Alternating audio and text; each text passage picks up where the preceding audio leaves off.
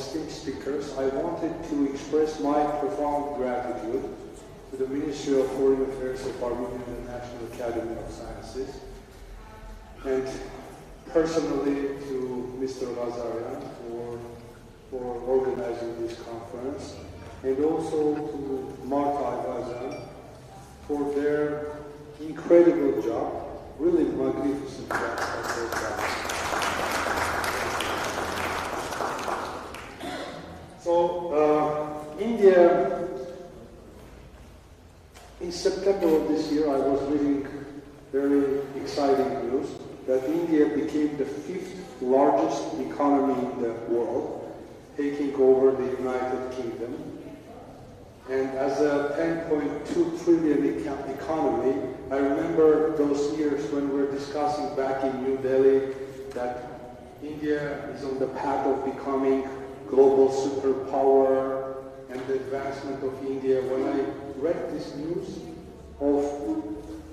latest news of September, I was really elated because that's not only an expectation, but it's a reality. And India in the world being the 5th, and being an ally and friend of Armenia, it's a big deal for us. It's really fantastic for us. And just before proceeding, I want to tell you very quickly a brief episode in our relations relating to 1999.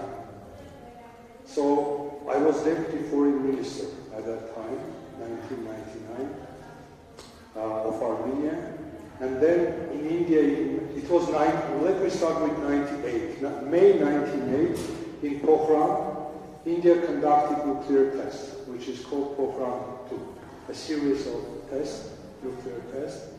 And immediately there was a turmoil in international relations because of that. And Armenia, as a country, and I was privileged to draft the statement of the Foreign Ministry, Armenia took a position on this. And Armenia's position is that we deeply understand the national security concerns of India, being part of NPT, Non-Proliferation Treaty, and strictly adhering to NPT norms, but we understand security concerns of India. And you know what happened? Immediately after that statement, then Ambassador of India to Armenia, who was based in Kiev those years, Soni, he was Ambassador Pandey knows Soni very well. He flew from Kiev to Yerevan. We had a brief meeting, and he continued to come very often in a short time period, and he told me that the government of India took a decision to open a resident embassy in Yerevan, and as far as it was the middle of the financial year, the government of India took a decision to close one of its diplomatic missions. Naturally, I would not tell which one. To close one of the diplomatic missions and direct this budget to the opening of the embassy in Yerevan, which happened in March 1999. Thank you very much. And the first speaker on our panel is Mr. Sanjoy Joshi, Chairman of the Observer Research Foundation, Delhi, and the title of the presentation is India, Armenia at the Crossroads of the 21st Century. Shri Joshi, you have the floor. Thank you, Dr. Babatian. It's such a pleasure being here, and I especially thank the Ministry of Foreign Affairs, the Academy of Sciences, the Institute of Oriental Studies, and of course, my dear friend, Excellency Uğiğ for conspiring to get me here, organizing such lovely weather, which is only matched by the warmth with which we've been greeted in this historic city of Yerevan. It's my pleasure being here. This is an old city, a great cultural center, a capital, and a great cultural capital, for, I don't know, maybe more than 2,500 years. So it's actually humbling to be here to talk about 30 years of India-Armenian relationship. When, as we've been told this morning by Professor Crow and yourself, that this is a relationship which stretches across millennia. So this is an old relationship which you've had for so many, at least 2.5 millennia, and perhaps as old, if not older, than the history of Yerevan itself. So thank you for getting us here. I mean, it's daunting to be, to hear the presentations which were made by Professor Crow and yourself this morning, because you kind of laid out the landscape with such great detail on what has been happening at civilizational level between India and Armenia. Between, I would say, not just India and Armenia, because as nation states we are humanities, but as civilizations which go beyond nation states, we have an old historicity. And I say this today because in many ways, when we speak of where we are standing at the cusp of the 21st century today, we are living in a world where deglobalization is the norm. We have been deglobalizing, we have not been globalizing. And nation states in many ways, as much as they have been creators of globalization in certain circumstances, have also been known to be impediments to globalization. So when we start talking of India-Armenia relationship, the relationship which we spoke about in the morning, between our cultures, between our civilizations, when people just blended with each other. We did not know that these were Armenians living in our midst. They were part of us, they were part of our culture. This is the kind of civilizational links which have been so important to this particular region.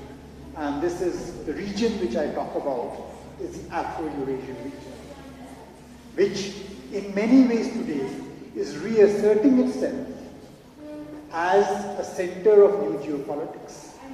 It is reasserting itself as a center of economic growth. It is in many ways, looking forward towards a future where in many ways the rest of the world, I would say in the last at least 3 years, has, as far as the arrow of time goes, we have not moved forward, we have actually been moving back. So, this is the context in which I would like to frame my presentation. See, where we have been located in this geography. We have been at the intersection point of empires, we've been at the intersection points of civilizations. And as such, we have been always the pivots of globalization. And there have been various versions of globalization. There's not one, there's several versions of globalization. And each of them meld and fuse into each other. They both have their hard components and soft components. We've seen globalization through the might of the sword. Professor Crow spoke about it in a very enlightened manner in the morning. And thank you for that presentation. We've seen globalization through empire, right from the time of Alexander the Great. And these versions of globalization through the sword were very hegemonic versions of globalization. They were about uniformity, about spreading culture, about spreading, within quotes, civilization. Spreading civilization into areas which perhaps had far superior forms of civilization already existing. Now think of the other version of globalization. Think of, again, what we spoke of in the morning, the Indo-European family languages. That was globalization. The communication, the building up these various, which spread out across the world, ideas disseminated, cultures disseminated, languages grew out of the Indo-European family, the Proto-Indo-European families. This was globalization which really spread rapidly. It was a kind of globalization that lasted, outlasted, and even exists today. So, this is not a globalization which came through fear. It is not a globalization like the globalization we talk about through jihad. That is also globalization, the global jihad. done through a state which is not a state. Now, these are, whether it's through conquest or through terror, we have been at the suffering end, at the wrong end of the stick many times, both India and Armenia. We have both seen invasions. We've both seen the effects of what has happened in our surrounding areas, in the territories which we've occupied, through various forces which have overrun our civilizations. And yet, both India and Armenia, whether through their diaspora, whether through their local identities, have maintained the unique civilizational identity, their culture, the various languages, whatever has existed. And through all the pain, through all the suffering, we have retained who we are, what we are. So, in many ways, we have been the fonts of a very different kind of globalization. A globalization which was built on, we talk about trade, we talk about the spice routes, we talk about the silk routes. Traders, what were traders? Traders were communicators. Today we talk of communication through the internet, we talk of communication through Twitter and how the world is united through these Facebooks and these platforms and everything else. But as much as they unite us today, they also divide us. We are seeing the kind of cancel culture which is erupting forth on platforms today. When who has a voice, who does not have a voice? Who influences whom and in what manner? So, information communication has grown at a resounding rate. But the politics and the power equations within that have not altered. They've made things in many ways far, far, far worse. Trade was ultimately about trust. It was about sanctity of contracts. It was not about sanctions. Trade flourished on the basis of trust. And the brunt of it was borne by Armenians across the world. The diaspora which is spread across the world. We heard about the key nodal points across the Silk Route and the Spice Route. Who were they manned by? They were people from this area. That is where they spread. And that diaspora is still there, very much present across the world. So our people, Indians, Armenians, we always as people, not as nations, retained a distinct global identity spread everywhere, remaining Armenian, remaining Indian, but with an outlook which was very, very, very different. So that I think has been the strength of what we possess as civilizations, what we possess as cultures, and is something which we need to safeguard, protect, and grow into the new world with. Because we are in a very dangerous world. We are in a world which has gone, in many ways, I think Minister Jeshwankar spoke about a public event 2 or 3 days ago, when he was making his public statements. It's a bad world, it's a mad world.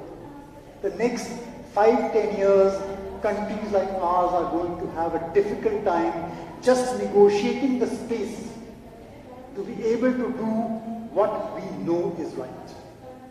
We are going to be questioning it. But I think as nations, as civilizations, it is an important role which countries like India and Armenia need to play. See, globalization is not a product of the 20th century. Globalization existed far before the 20th century. And this was what we are talking about, what we heard about this morning, was a far older version of globalization. It lasted through centuries. It seeped into the lives of ordinary traders, travelers, scholars, academicians like the ones who are gathered here. So these were the bearers of this kind of globalization and influenced the culture and the art across borders. And it is the same globalized world which was sustained by trade, which European merchants would later ride into prosperity. That is what happened. That was how colonization got birthed. And they rode the same trade routes to extend dominion over areas, extend dominions over parts of Asia, over parts of Africa. Now, Ultimately, it was competition between these powers which put an end to that kind of globalization. That is where it ended. It did not begin there. And interestingly, if you read scholars, some other scholars have been writing about this at the time. By the 18th century, Armenian trading communities in India and the Far East were at times considered enemies of the East India Company. The British started to persecute them because they even confiscated their ships as enemy property. See, this was competition for power over dominion, over empire, which started at that point of time. And then we come to the present.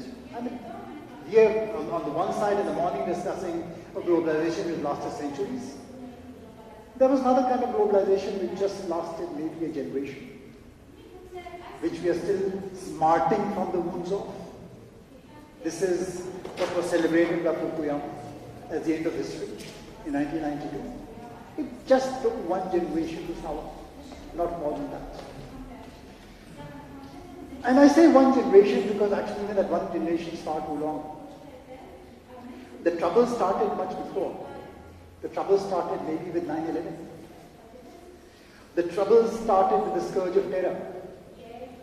The wars in Iraq, the wars in Afghanistan, Yemen, the financial crisis of 2008.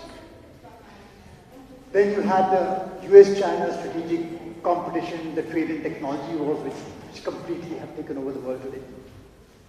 But in spite of all that, even through the first 2 decades of the 20th century, there was still a sense of moving forward, a sense of progressing. The arrow of time, in some sense, vaguely was still progressing, moving forward. I remember, sitting in, I was part of the government in the early this century. We were still making presentations on Vision 2020. What was Vision 2020? Where would our countries be in 2020? $5 trillion economies, $20 trillion economies, where would we be growing? How would GDP be growing? That is what we were talking about, Vision 2020. And when Vision 2020 came, actual 2020 came, what happened? We had COVID. So that was the first overt stumbling block. There are many other covert stumbling blocks I've been talking about. The 9/11, scourge of terror, the economic crisis. But then comes COVID. And with COVID, something very, very different happened. COVID, when I say the world started moving forward in 2020, we need to go back.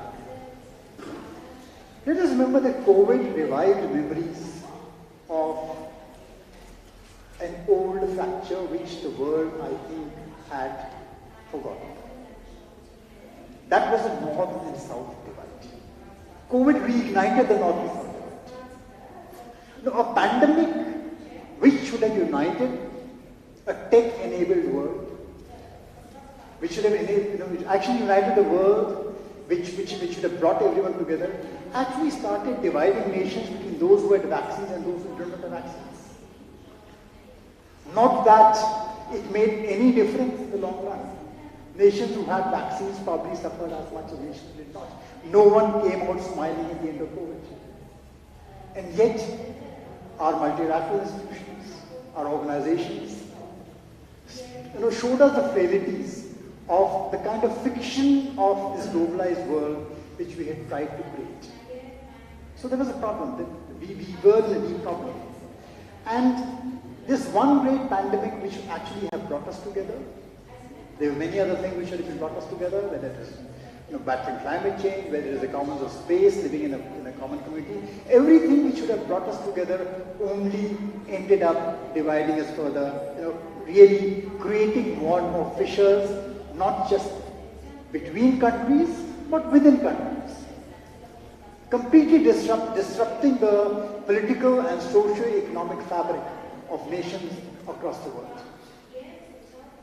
Large tech companies gain influence across a multitude of sectors, whether it is health tech, whether it is financial services, whether it is the flows of information, even how elections are being conducted, completely became, it became a very, very different game. And we saw depolarizations occurring within societies. Politics across Europe, across America, across large parts of the world, got completely subsumed by these things. And then even, post-COVID, as we debated the shape of recovery, everyone was worried about how economies would get out of the struggle of COVID. And it was a huge challenge. Lives and livelihoods had been destroyed by COVID. People were struggling. They were debating on whether there would be a K-shaped recovery or whether there would be a, what kind of recovery, square root shaped recovery or a ping pong recovery. There were various terms being used for it. Even while this was happening, two other events take place. The first, of course, is February the 24th. February 24th draws the Iron Curtain back across the heart of Europe. I keep saying, moving forward only to go back. Push the world back into 30 years ago. Again, you find yourself living in a world which we thought had completely ended. And, in trying to imagine once again and nations defining themselves with a very old world notion of security, what happened? Both sides ended up becoming victims of their worst insecurities. And that is what we are seeing happening today. So that was February 24th, which, as I said, pushed the clock back. But in our part of the region, there's another date, which I don't think any of us will forget. That is August 15, 2021. August 15th is when India celebrates Independence Day. 2021 we were celebrating, we started the celebrations for our 75th year of independence, which we completed this year. But we don't remember August 15, 2021 for those 75 years of independence from colonial rule. What we remember it for is the fact that a dark veil once again descended over Afghanistan. Wiped out 20 years of hard work, whatever had been done. Again, pushed a country back 20 years. So we find today living ourselves in this nightmare of a very paranoid, I would say schizophrenic world. A world where not everything can, but has been weaponized. Whether you talk about trade, whether you talk about finance, whether you talk about energy flows, flows of data, everything can be and has been weaponized. And everything is fair game to be played against each other. And the paranoia is such that not just so-called enemies, but even friends, allies, are seen quietly on the side, reassessing their relationships, or where they should be moving from here, where they should be going. It's a fear which is actually, in spite of all the bravado, haunting everybody. It is haunting Europe. It is haunting Asia. It is making the entire emerging world extremely scared. We do not know where we are headed. And the fear is actually no longer just the fact that whether a recession happens or does not happen. It's a far deeper nightmare of a complete fragmentation of the global economy into different payment systems, different technology standards, reserve currencies. That's giving many of us sleepless nights. So as I said, Mr. Jaishankar remarked on the fact that we are in a very bad world, we are in a mad world where we're headed. It's a mad world where we have completely wrecked the global financial system in certain ways. And today we are seeing it impact energy and food security across the world, across Africa, across West Asia, countries. Yes, we've seen disturbances in our neighborhood. We've seen what has been happening in Pakistan. We saw what happened in Sri Lanka. So the very interdependencies that Fukuyama was celebrating in 1992 have actually started creating fissures within the socio-economic fabric of some of the most developed countries. Not just the emerging world. There are deep problems. And it is damaging the political, social, and moral fiber of the sovereign body there. And we are seeing these debates. We are hearing these debates amongst academicians take place. And it is actually imperiling the future of global affairs, because no matter what we think, if you think that the world can survive without actual globalization, it cannot. I mean, it is real. Globalization is human.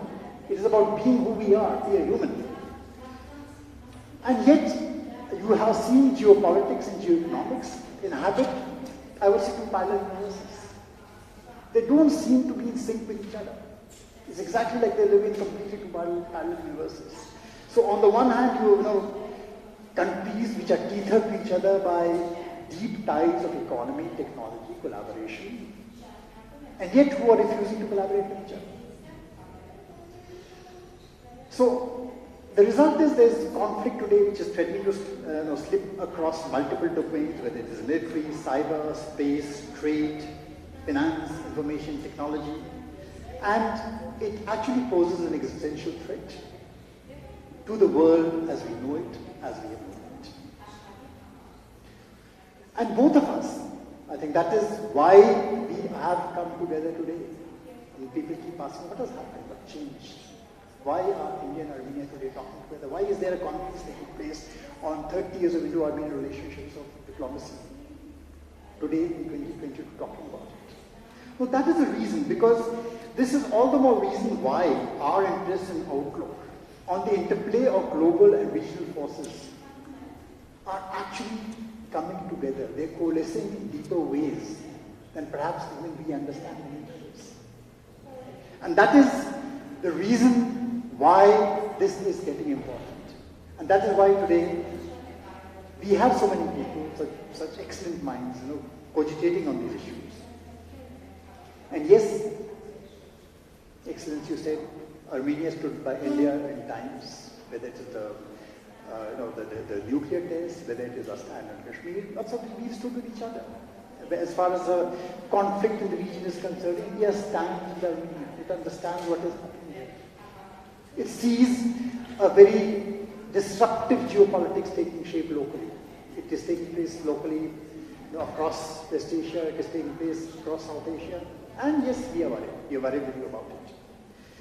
So, if we are collaborating today on security, if you are collaborating, stepping up efforts to come closer to each other, there are deeper reasons why that is happening. And these are going to become more and not less important in the next 5-10 years, because the next 5-10 years are extremely critical to where the world is headed. So, today we are in a world which has gone terribly, terribly wrong. A world where you can get the G20 leaders together in Bali, but you can't get them to pose for a joint family photograph or get dialogue. They're not even willing to be photographed together. The usual family photograph in this region. And that's the challenge as India takes on presidency.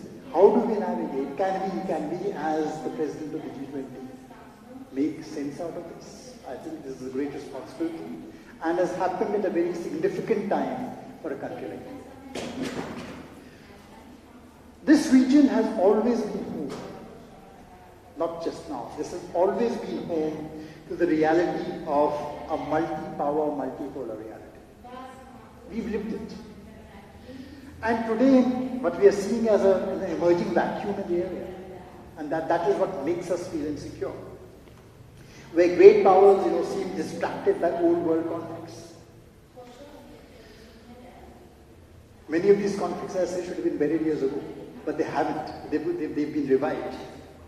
So, I think for us, this is the time to create the opportunity, because our very survival depends on it, to create the opportunity to work with each other. And this is, I would say, we're not coming together as a sign of weakness, but we're coming together because this is for us an opportunity to make a difference. How we do it depends. Globalization to the sword, to conclude, just my last words. Globalization to the sword, through empire, sought homogenization of culture, sought homogenization of language, religion, societies. That's what is sought to do. And I spoke about the cancel culture of platforms, the new tech-led globalization, which we were celebrating a few years ago, which has created a whole host of problems in its own way. Today we are debating the future of what is regulation, what does regulation mean in the technology-enabled world. How do states build the capacity, regulation builds the capacity to catch up and stay in control of what is happening.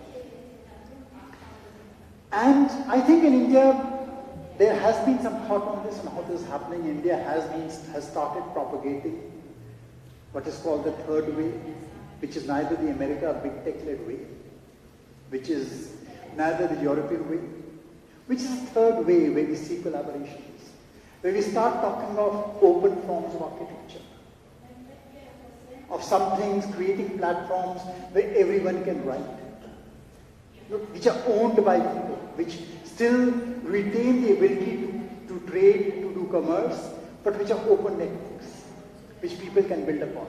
And some phenomenal work has been done. These are baby steps which have been taken.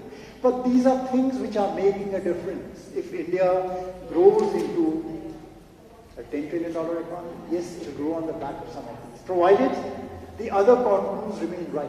And to make sure those contours remain right, we have to work hard over the next few years. So for us, countries like us, the center, the middle path, the path of the Buddha, the golden mean, that is important. Homogenization is not important. We are cultures which celebrate diversity. And without this diversity, there can be no innovation, there can be no growth. We cannot move forward. So it is a kind of reassertion of where we are, let's say, the crossroads of the 21st century. We are at that very important crossroads. And it is upon civilizations like ours to be able to find ways. It is going to be difficult. As we have been saying time and time again, the next 5-10 years are going to be extremely difficult to be able to maintain the positions that we will keep in maintaining. But it is important they be maintained. And the middle path, progress ahead, and we need friends. And Armenia is our friend. Thank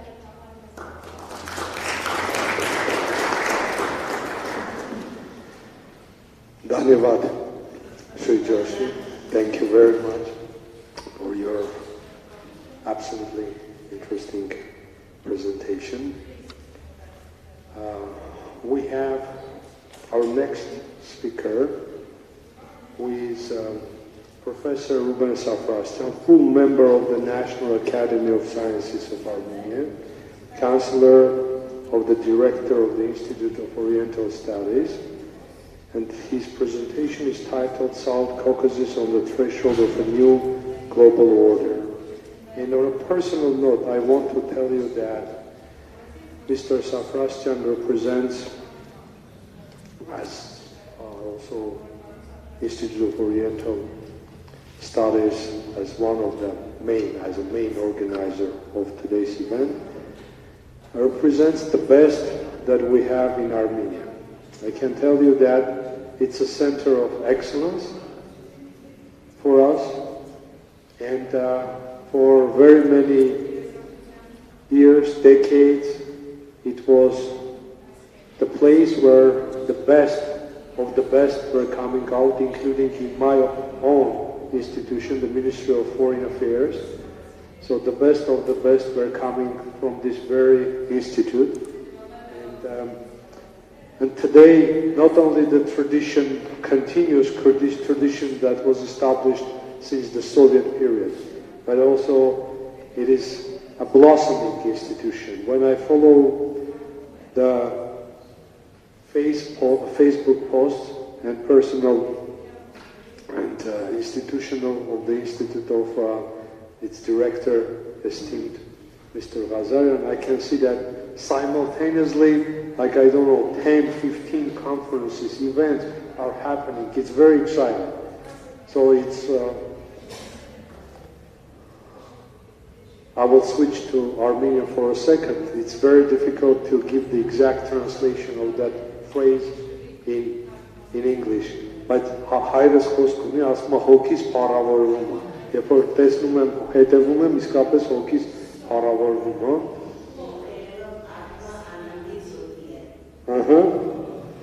Fantastic. So I will give the floor to Mr. Safrasyan, who has a very weighty, important input into the institute, and also I take pride in the fact that I worked for a while in this institute myself, and my dad for decades worked in this institute.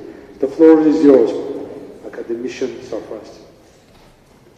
Կորապես շնորհակալ եմ պարոն Դեսպան խոսքերի համար։ Ես ողջունում եմ այս գիտաժողովի կազմակերպումը, ինչպես ճիշտ նշեցիք, Արևելագիտության ինստիտուտը վերջին շրջանում շատ ակտիվ է եւ գիտական եւ դիվանագիտական բնագավառում։ Եվ այս միջոցառումը, որ այսօր մենք ներկա ենք, այդ ակտիվության, այդ նպատակասլաց աշխատանքի արդյունքներից մեկն է։ Ես շնորհակալ եմ նաև ինձնից առաջ ելույթ ունեցող պարոն Ջոշիին, որ շատ հետաքրքիր մտքերի համար որ նա արտահայտեց, եւ իմ զեկուցումը որոշ չափով առնչվում է այն խնդիրների հետ, որոնք բացատրվեցին պարոն Ջոշիի կողմից, ուղղակի ուրիշ կողմից ես դա կփորձեմ ներկայացնել եւ մեկնաբանել։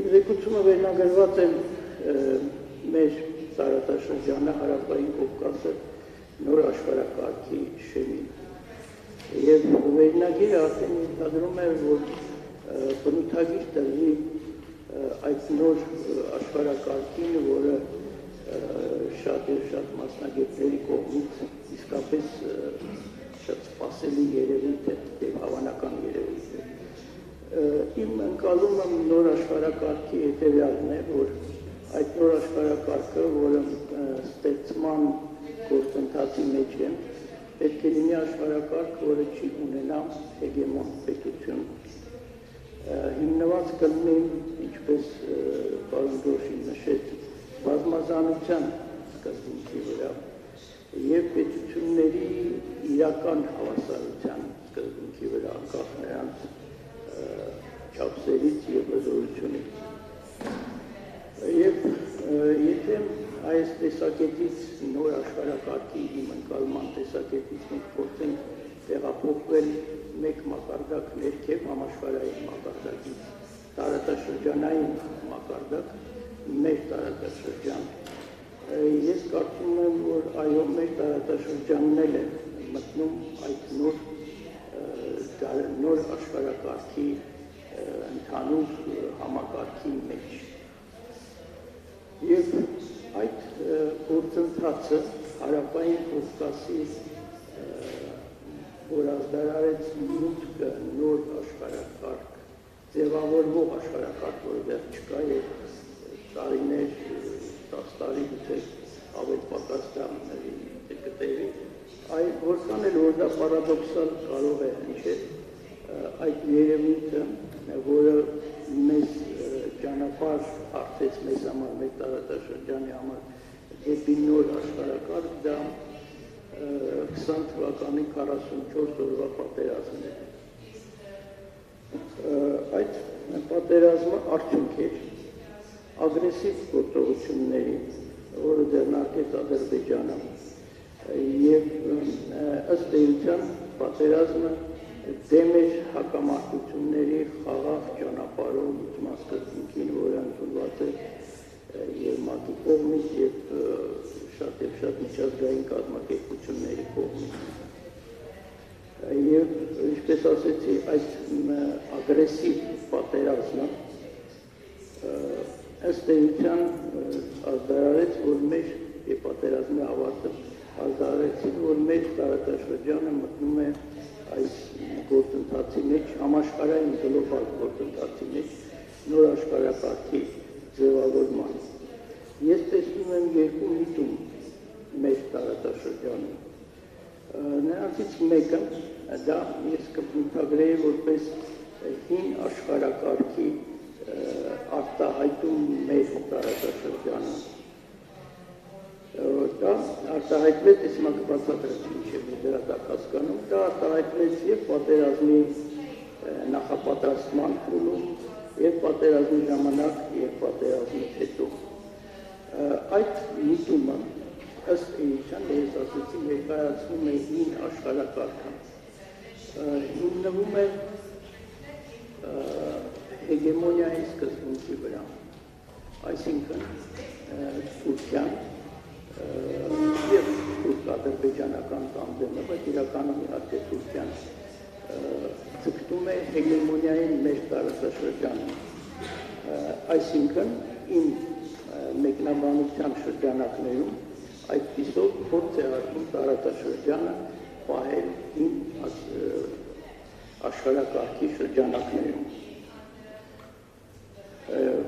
Վերջին շրջանում մենք տեսնում ենք, որ այդ մղումը պահել տարածաշրջանը հին աշխարհակարգի շրջանակներում ոչ միայն Թուրքիան եւ Ադրբեջանն են առաջ տանում, այլ դրան միանում է նաեւ Պակիստանը։ Ես ուղղակի չեմ ուզում այդ խնդրի մեջ խորանալ, այստեղ տեսա, որ համապատասխան զեկուցում մենք այստեղ ունենք։ Ըստ էության, ուրեմն կա տանդեմ, ասելով տանդեմ, իհարկե պետք է առաջին հերթին հասկանանք Թուրքիան, Թուրքիա-Ադրբեջան եւ նաեւ որոշ չափով Պակիստան, որը փորձում է հարավային Կովկասը պահել իր աշխարհակարգի շրջանակներում։ Եվ այդ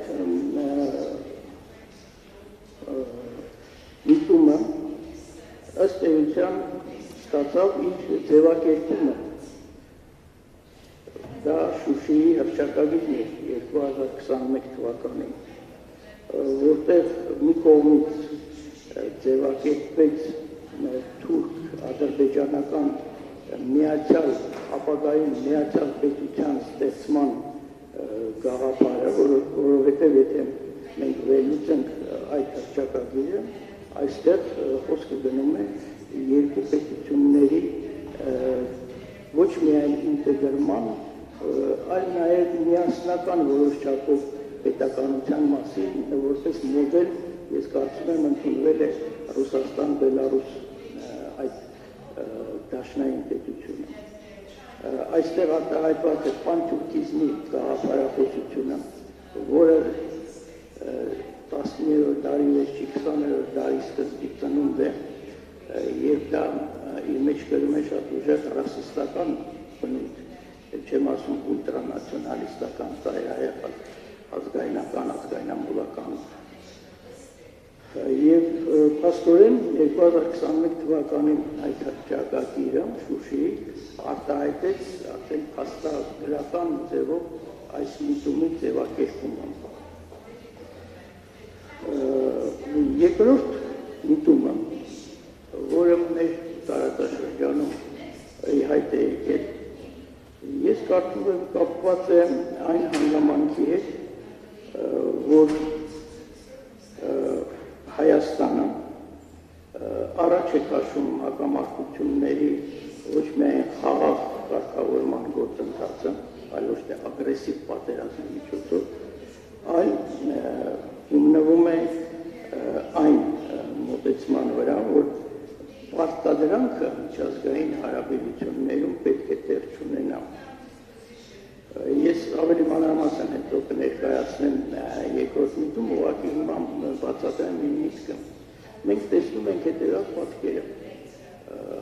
Ադրբեջանը հարկադրում է, փորձում է հարկադրել Հայաստանին գնալ զիջումների եւ Արցախի հարցում եւ այսպես կոչված Զանգեզուրի հարցում։ Եվ եթե մենք մի քիչ ավելի խորը փորձենք սա նայել, մենք տեսնում ենք, որ սա թուրքական մոտեցումն է, որը արտահայտվել է թուրք-հայկական հարաբերություններում կամ բանակցություններում հարաբերություններ հաստատելու մասին, որտեղ քառորդ դար դեռավել Թուրքիան փորձել է հարկադրել Հայաստանին ընդունել իր պայմանները։ Փաստորեն Ադրբեջանը շարունակում է այս հարկադրման քաղաքականությունը, coercion քաղաքականությունը, որը ըստ միջազգայնագետ ամերիկացի ֆիննական ծագումով, միջազգայնագետ Հոլցի հաշվարկներով հարկադրման սկզբունքը կիրառվում է միայն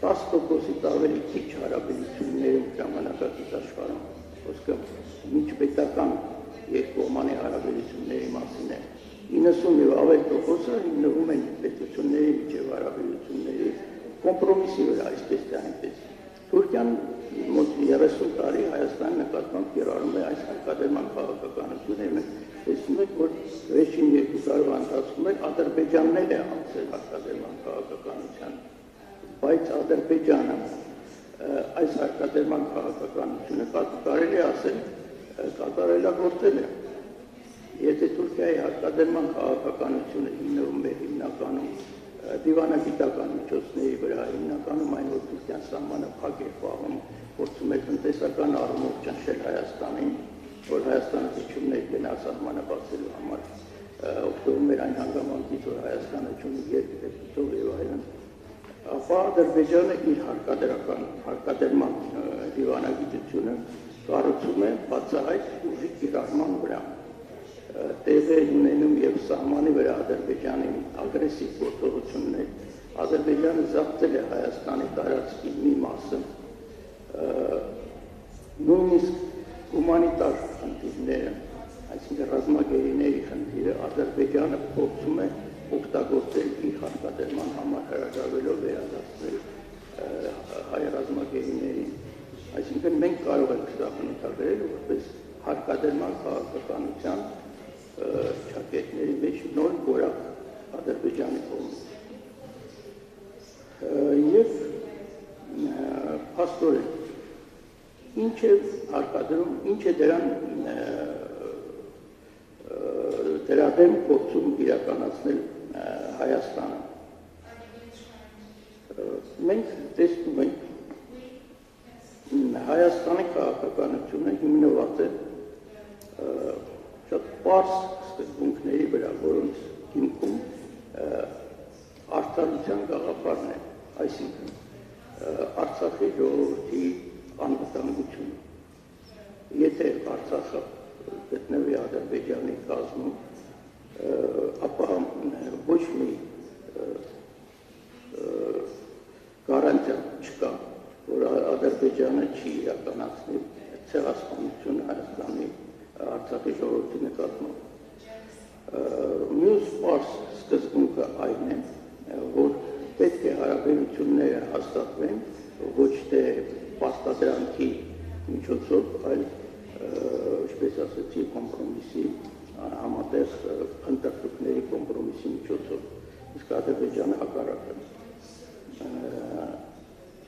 Նաև այստեղ վերջին շրջանում հանդես եկավ այսպես կոչված Զանգեզուրի միջանցքի խնդիրը, որը այդ հեգեմոնիայի իրականացման ամենաերևացող միջոցներից մեկն է, եւ հեգեմոնիայի եւ հարկադրման բառացիորեն ամենայն համառությամբ եւ Թուրքիան եւ Ադրբեջանը ոչ միայն հռչակում են այդ Զանգեզուրի միջանցքի անհրաժեշտությունը, այլ ուղղակի պայման են դնում Հայաստանի առջև եւ այդ պայմանը դնում են ոչ միայն Ալիևն, այլ նաեւ Էրդողանը, Թուրքիայի նախագահը։ Էրդողանը իր վերջի ելույթներից մեկում օգտագործեց նաեւ պահանջ բառը, Թալեբ թուրքերեն։ Այնպես որ այս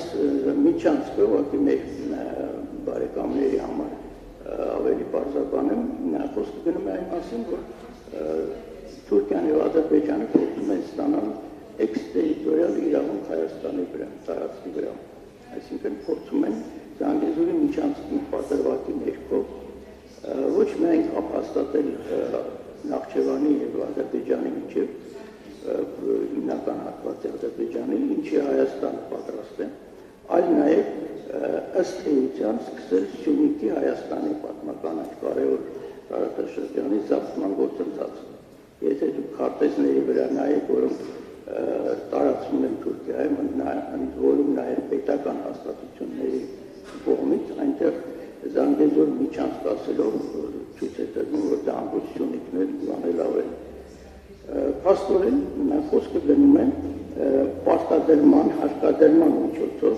Հայաստանի տարածքի զարգացման մասին։ Եվ դա հեգեմոնիայի հասնելու միջոցներից մեկն է, որովհետև այդ հնարավորություն կտա Թուրքիային ավելի խորացնել իր պանթուրքիստական ծրագրերի իրականացումը, որի մասին մենք արդեն խոսեցինք, բայց նաև Թուրքիան դրա միջոցով հնարավորություն կստանա օգտվելու կասկիդ ծովի էներգակիրների ավելի հեշտ հասնելու Կենտրոնական Ասիայում իր դաշնակիցների հետ ավելի համագործակցելու ռազմական բնագավառում եւ այլն, այսինքն այս Զանգեզուրի միջանցքը իրականում ծառայում է թուրքական հեգեմոնիայի նպատակներին։ Եվ փաստորեն Հայաստանը հանդես գալով, ինչպես ասեցի, սկզբունքի, արդարության սկզբունքի հիման վրա խնդիրները լուծելու որպես կողմնակից, հանդես գալով կոմպրոմիսային մոտեցումների կողմնակից, մյուս կողմից նաև առաջ է քաշում հայկական խաչմերուկի գաղափարը, հայկական խաչմերուկի ծրագիրը, որը իրականում ունի պատմական բավական խորը արմատներ, ինչ առումով։ Եթե մենք նայում ենք մեր պատմությունը, ապա Հայաստանը իմ գնահատմամբ, իմ ինտերպրետացիայով երկու դերակատարում է ունեցել աշխարհում։ Մեկը դա սահմանամերձ ոդին է։ Ըստ էության Հայաստանը գտնվել է սահմանամերձ տարածաշրջանում, օրինակ քրիստոնեության եւ իսլամի։ Մյուս կողմից Հայաստանը եղել է մի կամուրջ, որը կապել է արևելքը եւ արևմուտքը։ Մենք այսօր լսեցինք փայլուն զեկուցում այդ մասին, զեկուցումներ այդ մասին երկու։ Այսինքն մեր Հայաստանի պատմական դերակատարումը համաշխարհային մակարդակով հենց եղել է դա։ Եվ պատահական չէ, որ Իմմանուել Կանտը գերմանական դասական ֆիլոսոֆայության ամենակարկառու ներկայացուցիչներից մեկը դեռևս 18-րդ դարի վերջում հենց հայ ժողովրդի համաշխարհային պատմական նշանակությունը տեսնում է հայ առաքելականության գործունեության մեջ, որը իրականացնում է այդ կամուրջի արևելքի եւ արևմուտքի միջև կամուրջի սկզբունքը։ Մինչալուց վերջերս շատ հետաքրքիր հետազոտություններ են անցկացվում Իտալիայում, Բոլոնիայի համալսարանում մի խումբ մասնագետների կողմից, որոնք համոզություն են տալիս, որ նույնիսկ մեր պատմության մութ էջերում այդ դարբե էջից մեր պատմության, երբ Հայաստանը գտնվում էր օտար բարբարոս ցեղերի իշխանության տակ գործել էր պետականությունը, նույնիսկ այդ պայմաններում Հայաստանը շարունակում էր կամուրջի դեր խաղալ։ Մի հետաքրքիր փաստ, որ ես էլ վերջերս ինձ համար պարզեցի, երբ Հայաստանը գտնվում էր մոնղոլների տիրապետության տակ, որոնք հավանական են ամենաբարբարոս նվաճողներից էին, որովհետև նրանք ընդհանրապես շահագրգռված չէին որևիցե քաղաքակրթություն ունենալու մեջ, պահպանելու իրենց նվաճած տարածքներում ամեն ինչ ոչնչացնում էին։ Նույնիսկ նրանք ձեռք չէին տալիս հայկական վաճառականությանը, որտեղ հասկացել են, որ դրանից կարող են օգուտ ստանալ, այսինքն նույնիսկ այդ պայմաններում հայկական այդ դերակատարումը որպես կամուրջ իրականանում է։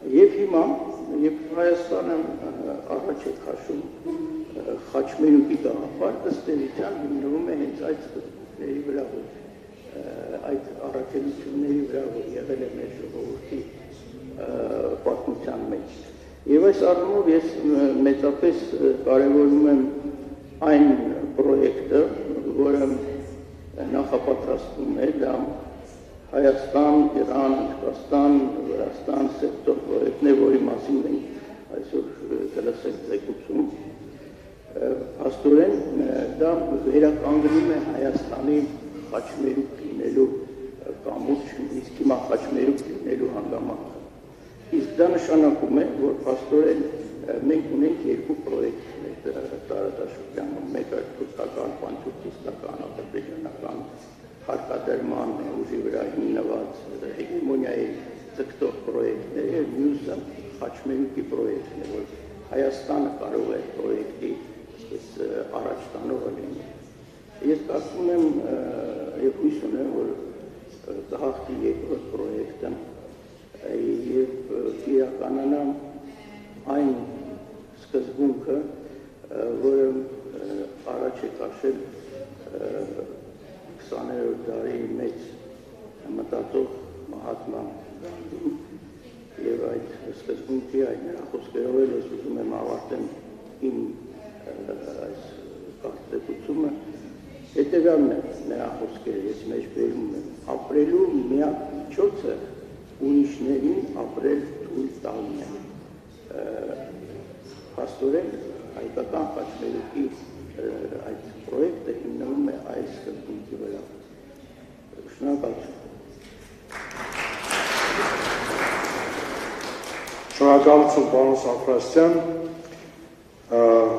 Really, I'm very much thankful for your true tour de force. It was very interesting, very impressive.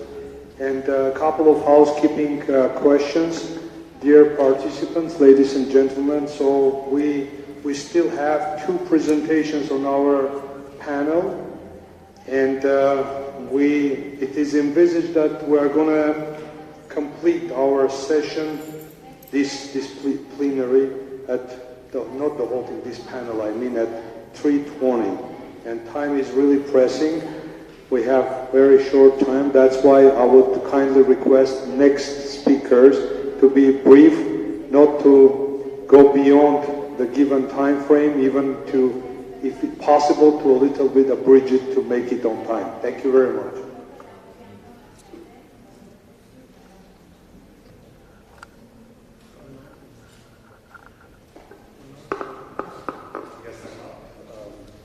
I'm so sorry. Before Professor Cowie reminds me that I was so overwhelmed with that eagerness to keep it on time that let me add that our next distinguished speaker is Mr. Jay Kansara, founder of the American chapter of Indo-Armenian Friendship NGO, strategic advisor to Stellar IT Solutions, former director of government relations at the Indo-American Foundation from Washington, D.C.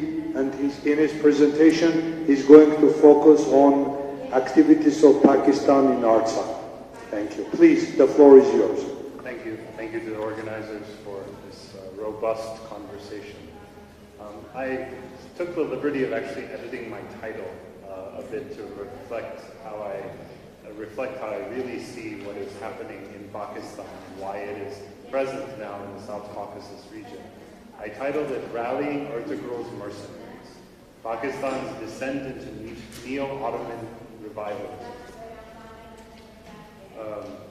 Azerbaijan's attack on Armenia in 2020 that resulted in the capture of major swaths of land belonging to the autonomous region of the Republic of Artsakh, or Nagorno-Karabakh, took global strategists by surprise. Armenia's Prime Minister Nikol Pashinyan publicly proclaimed the presence of the Islamic Republic of Pakistan Special Forces assisting the Azeri military in their onslaught. The deliberate support was vehemently denied by the government, but it was undeniably bolstered by the civil society, particularly the Islamist factions of civil society, which, and that civil society extends beyond the borders of Pakistan itself. It also exists in their diaspora, on the social media platforms. And therein lie uncovered a deep nemesis of the Armenian people that was not well known before. The participation in the war crimes follows a consistent pattern, however, throughout Pakistan's own history of substantiating its identity through a negationist lens. Pakistan continuously disavows its own complex historical heritage, civilizational heritage, and even its genocidal tendencies against its own people, to negate India's presence and its prevailing cultural ethos throughout the subcontinent. President Erdogan's projection of a neo-Ottoman Turkic hegemony, which Azerbaijan falls within, appeals to the ruling military establishment of Pakistan. In Pakistan, there is a consistent yearning for legitimacy as a leader of the Muslim world. It's only 75 years old in real terms, but in that process, it effectively has not contributed very much to the expansion of the Muslim world, but for a short tenure, it has been a geopolitical force. Its overdependence on foreign-sourced economic aid also ensures that its state establishment remains trapped in indentured servitude, to some foreign powers bidding. This is the season now for Turkish spite. Pakistan's overt and covert support for Azerbaijan's aggression towards the Armenian people is a proxy of Turkey's expansionist agenda. Pakistan's presence for the foreseeable future will remain a constant reality in the Caucasus region. Next, I would like to bring to everyone's attention this video. In the spirit of time, I'll continue talking over it. There's actually subtitles on it. But the video is of, so in early 2020, Pakistan's civilian government, of course, have the blessings of the military establishment that actually control, they started pushing up Turkish propaganda in mass scale in Pakistan. And throughout the pandemic, Prime Minister Imran Khan, then Prime Minister, ordered this show, which is dubbed the Game of Thrones of Turkey. It's produced by a station called TRT World, which is effectively a propaganda output of the Turkish government. And the TV show Dirilis Ertugrul, or in English Resurrection Ertugrul, is a fictional biopic of Ertugrul Ghazi, the conquering warlord of Anatolia in the 13th century and the father of Osman I, who founded the Ottoman Empire. The show, of course, was just a distraction from Pakistan's economic woes that were brought on by decades of corruption and criminal mismanagement of successive administrations. And of course, these were worsened by the lockdown. So in order to provide an opiate to the masses, this show was playing on Pakistani public television non-stop throughout the weekend, dubbed in the language Urdu. A short, small tidbit of trivia though, the word Urdu, which is the national language of Pakistan, is actually Turkish for military. It was the lingua franca of the military class of the Mughal Empire. And so,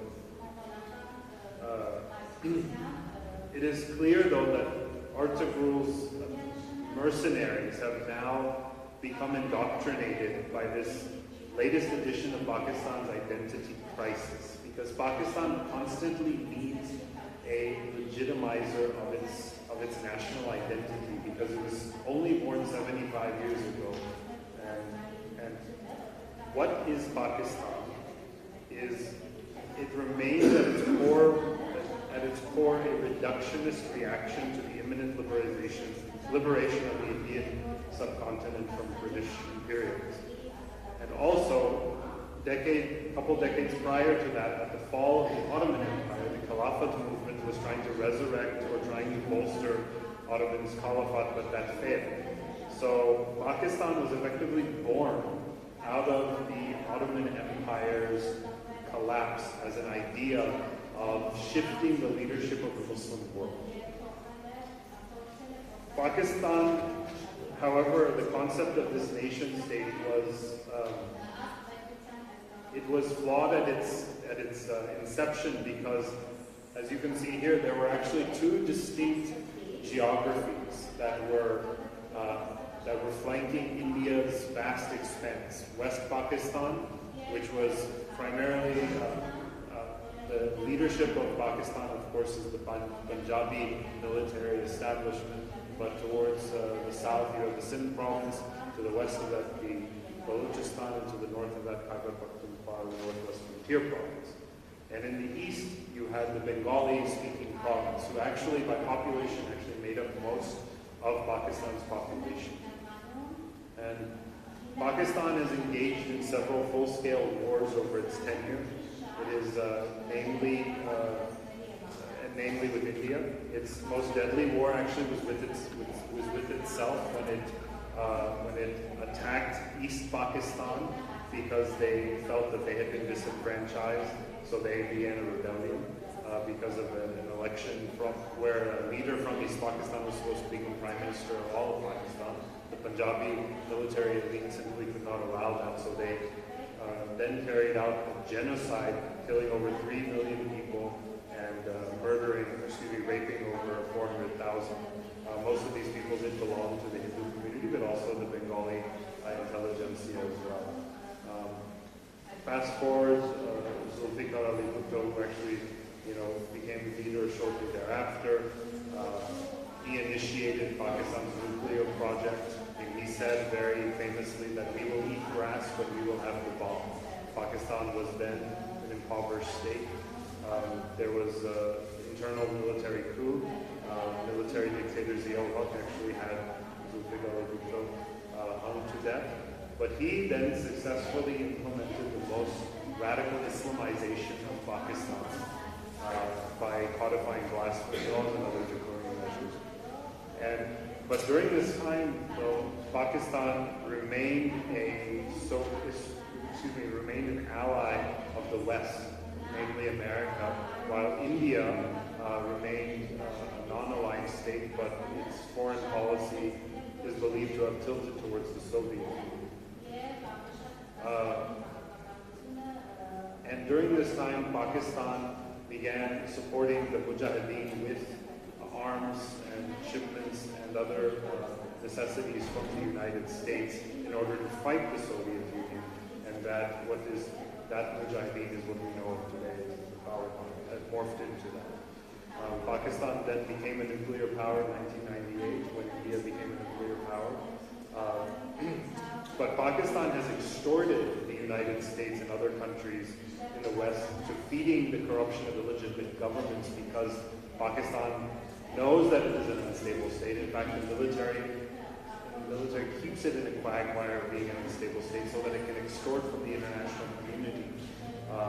And through that extortion, it also then feeds its terrorist breeding networks, which mainly operate in the Indian state of Jammu and Kashmir,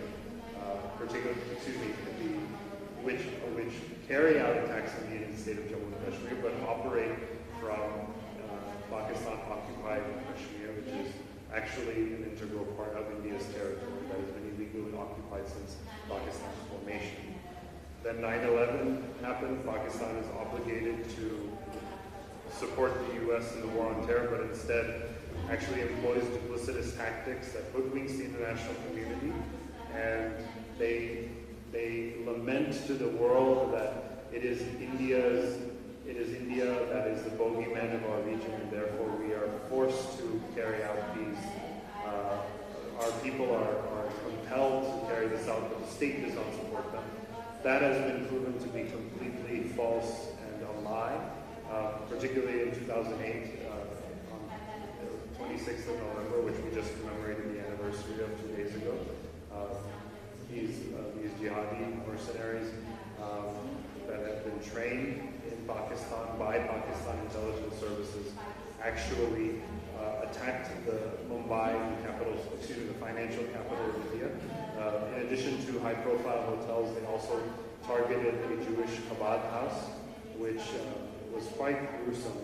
Side note, I actually visited that house recently, 2 weeks ago, when I was in Mumbai, and it's quite sickening that a religious house of worship that's only 4 or 5 stories high, and about 150 meters away from the actual Taj Hotel, the main site of the attacks, was targeted, and specifically only because it was a Jewish center.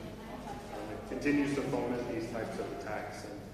Pakistan, of course, will be most notably remembered for hosting Osama bin Laden. Now, fast forward, which U.S. forces then eliminated in an overnight raid. But fast forward, Pakistan's ISI, Inter-Services Intelligence Agency, which is the all-encompassing intelligence apparatus of Pakistan, they actually engineered the resurgence of the Taliban, as my co-panelist has mentioned, the dark day of August 15, 2021. And this was a project of the ISI that was, while it was not openly welcomed by Turkey, Turkey now has actually recognized the Taliban and is serving in capacities to provide infrastructure and other services.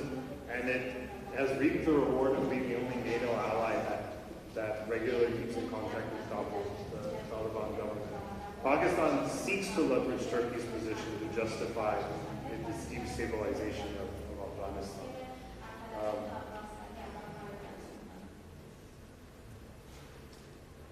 And Pakistan's Pakistan's economy has completely failed. It is beleaguered by corruption and mismanagement and heavy debt. It owes, despite having received tens of billions of dollars from the international community, it has taken out billions of dollars of loans from China, which it most likely has already defaulted on. But China is very much willing to offer Pakistan this money because they simply wanted control over the territory. Now, this is a map of Pakistan's Belt and Road Initiative, of which much of the infrastructure goes from Tibet all the way down to the Gwadar port, and then the expansionary agenda is to actually go through this region right here, which is the Turkmenia, and then Iran, and then eventually will pass through this Sunnic province of Armenia. And Pakistan sees itself as being an arbiter between Turkey and China. And it believes falsely that it can balance its financial obligations to China and its ideological debt to Turkey, being a state that was born out of the Ottoman Empire hagiography. Now, Pakistan internally is quite unstable. It has a population of over 212 million. 80% are Sunni Muslim. Anywhere from 10 to 15% are Shia. Now, and it also in its regions of Balochistan and Sindh have restive separatist movements occurring. Khyber Pakhtunkhwa, of course, the Taliban, Tehrik-e-Pakistan, Pakistan's Taliban, which sometimes is at odds with Afghanistan's Taliban, operates from there. But it continues to engage in sectarian strife. Now, Pakistan also is in a quagmire because for decades previously, from Zia-ul-Haq's time, the Arabization of Pakistan began with Sunni Wahhabi money coming from oil-producing countries like Saudi Arabia, with the power of the petrodollar, as well as Pakistan's labor force, immigrant population going to these Gulf countries and providing remittances. This enabled Sunni Wahhabi Islam to flourish through madrasas and other infrastructure that was built with this money. Now, those countries, Saudi Arabia, UAE, etc., have moved away from that model as they believe that it is actually a threat to their own survival, and they are moving towards more lucrative financial and economic transactions, as well as security and military with India and Israel. But Pakistan sees itself now within the hegemony of the Turkish state because Erdogan is projecting himself as a new caliphate. And while Pakistan gets chastised even now by Saudi Arabia, UAE, and others for its support of terrorists and other countries, namely towards India and even destabilizing Afghanistan, it finds a home, it finds a far better audience in Turkey, and has since. Pakistan, since the trilateral began between Pakistan, Turkey, and Azerbaijan in 2017 under the government of Prime Minister Nawaz Sharif. Shortly after the war in 2020, this trilateral conference took place in Islamabad, where Azerbaijan and Turkey invited Pakistan to rebuild. Now, Pakistan does not have the capacity to fill its own potholes. So by that, they were inviting China to come to rebuild Azerbaijan, to rebuild Nagorno-Karabakh, the war-devastated regions.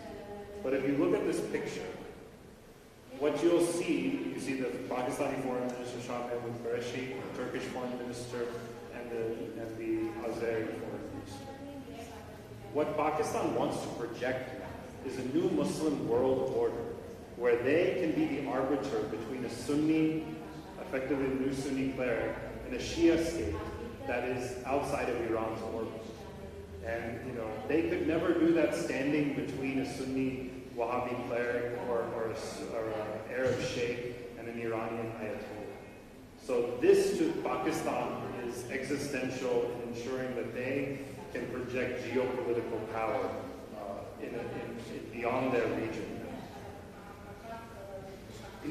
Also, in the midst of all of this domestic upheaval, Pakistan also was able to momentarily quell separatists in the Gilgit-Baltistan region, which in this map which I showed you, Gilgit-Baltistan is the top portion in green, which actually borders China and is populated by Tibetan ethnic-speaking Shia population.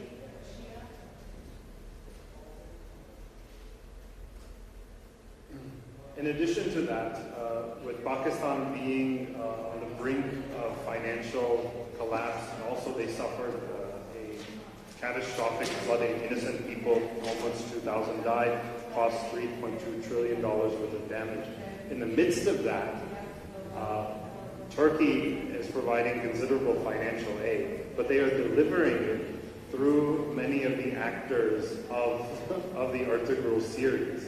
In fact, this gentleman here is Chelal Al, I hope I'm pronouncing his name correctly, but he's an actor, plays Abdul Rahman Ghazi, one of Ertugrul's main generals. And he was delivering aid, and I want to show this last video as an example of how Pakistan is being radicalized. Its base level of people are being radicalized by this propaganda. These are impoverished children who live in the flood-stricken region of Sindh, who are actually not part of the Punjabi military establishment. In fact, they've been quite marginalized and persecuted.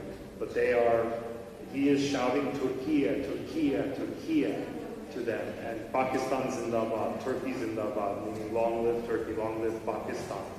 And it shows the level of indoctrination that Pakistani society has gone through. The Ertugrul series was most popular in Pakistan, over 130 million viewers on YouTube, and then hundreds of million more on national television. So they are literally indoctrinating their population with an Ottoman revivalist agenda, trying to displace previous theories. And I just want to end with, in conclusion, Pakistan's masses are being conditioned to serve a new empire, the Turkish Empire of Delusion, but in the midst of that, the Indian, mainly Hindu diaspora community organizations and the Armenian community diaspora organizations in America are finding ways to collaborate since the 2020 war, and we are actively seeking more avenues for engagement. So I'm here officially representing that asset, so I appreciate everybody's participation. Thank you.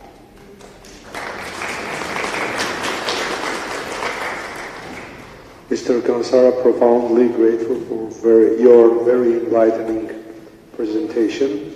Our next speaker, and last speaker on this panel is Dr. Arax Pashayan, the last but not least, and I would kindly request her also to stick to the schedule. Yeah. The floor is yours, Dr. Pashayan. Thank you. Your Excellencies, distinguished guests, ladies and gentlemen, today is a great day for us as we are honored by our Indian colleagues. For the first time in the history of our institute, we are holding a joint conference with our Indian colleagues in cooperation with the Ministry of Foreign Affairs of Armenia. So let me extend my appreciation to the honorable colleagues of the Ministry of Foreign Affairs for their efforts to bring us together. Today, when the world is changing rapidly, new challenges and threats to security are emerging, stability and sustainable development are arising as never before.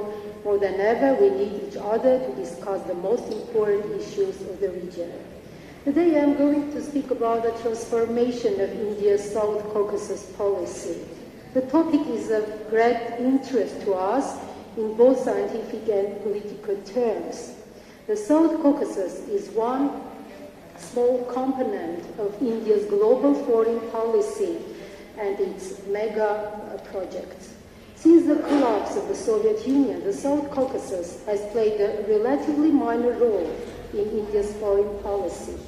However, over the past several years, there have been economic and political trends indicating India's growing interest in the South Caucasus, economic, political, and infrastructure potential, as well as the gradual emergence of New Delhi's strategy towards the region. Since the breakup of the Soviet Union, the newly independent Georgia, Armenia, and Azerbaijan began to attract not only regional centers of powers as Russia, Turkey, and Iran, who had strong historical, cultural, and religious ties with the region, but also USA, European Union, and China. For a long time, India was absent in the region, and there wasn't any common strategy towards the South Caucasus. It should be noted that although India had cooperated with the three republics of the region for 30 years, the result has not been capitalized or conceptualized. However, in recent years, India began to show greater interest in the region. New Delhi has differing approaches to each of the region's countries, driven by political realism as well as economic preferences. But for now, India has growing geopolitical ambitions toward the region. Now I will try to address the problems more carefully.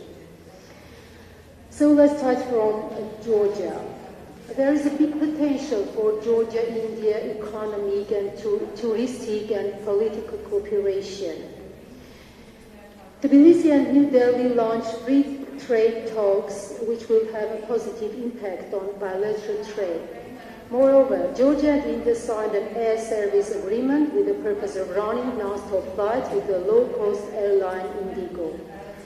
There is a big done to remove one of the obstacles in bilateral relations, opening of Indian embassy in Georgia. India's soft power is visible in Georgia. Indian films and cuisine are popular in Georgia. There is some interest in the Hindi language and Gandhi philosophy among Georgians. As the Azerbaijan, there is a close economic cooperation between India and Azerbaijan. Bilateral trade grew $1 billion. Comparing to Armenia and Georgia, Azerbaijan has the largest trade with India. Moreover, by 2020, there are over 200 Indian companies operating in Azerbaijan with over $1 billion investment, which is much larger than in Georgia and Armenia. Azerbaijan's export to India mainly consists of crude oil. Overall, in the case with Georgia, the bilateral trade is mainly based on products of secondary importance. It is no wonder that a quick growth in bilateral trade between the two states took place when the opening of the Baku-Tbilisi-Ceyhan oil pipeline and Baku-Tbilisi-Kars railway materialized. As a result, Indian oil companies have been buying substantive quantities of crude oil from this corridor. Azerbaijan and India have long enjoyed friendly relations and cooperation on a wide range of issues. Baku has been New Delhi's major trade partner in the South Caucasus for many years. But recently, there is a certain coolness between Azerbaijan and India because of the 44-day of Karabakh war, which led to the further crystallization of informal alliances between Azerbaijan, Turkey and Pakistan on the one hand, and India and Armenia on the other. On its side, India elected to become more pronounced in its support of Armenia while keeping its principal position on the Karabakh issue. After Azerbaijani aggression in Armenian border on September 13 and 14, India as well as USA, referring to Azerbaijan, called upon the aggressor side to immediately cease hostilities. As Armenia's relations with India are also experiencing interesting twists. Armenian-India relations have been developing steadily since 2019, when Prime Minister of Armenia and Indian Prime Minister Modi met in New York and discussed a host of issues of mutual interest. Most recently, India's foreign minister met with his counterpart in Dushanbe. Therefore, the historic visit of Foreign Minister of India in 2021 October was a culmination of those earlier developments. India particularly appreciative of Armenia's support for Jammu and Kashmir issue, as well as India's candidacy for the United Nations Security Council as both a permanent and non-permanent member. Armenia and India are members of the International North-South Transport Corridor. It was decided that the corridor must run through Armenia rather than Azerbaijan. This will mean an economic and geopolitical boost for Armenia and a major setback for Azerbaijan.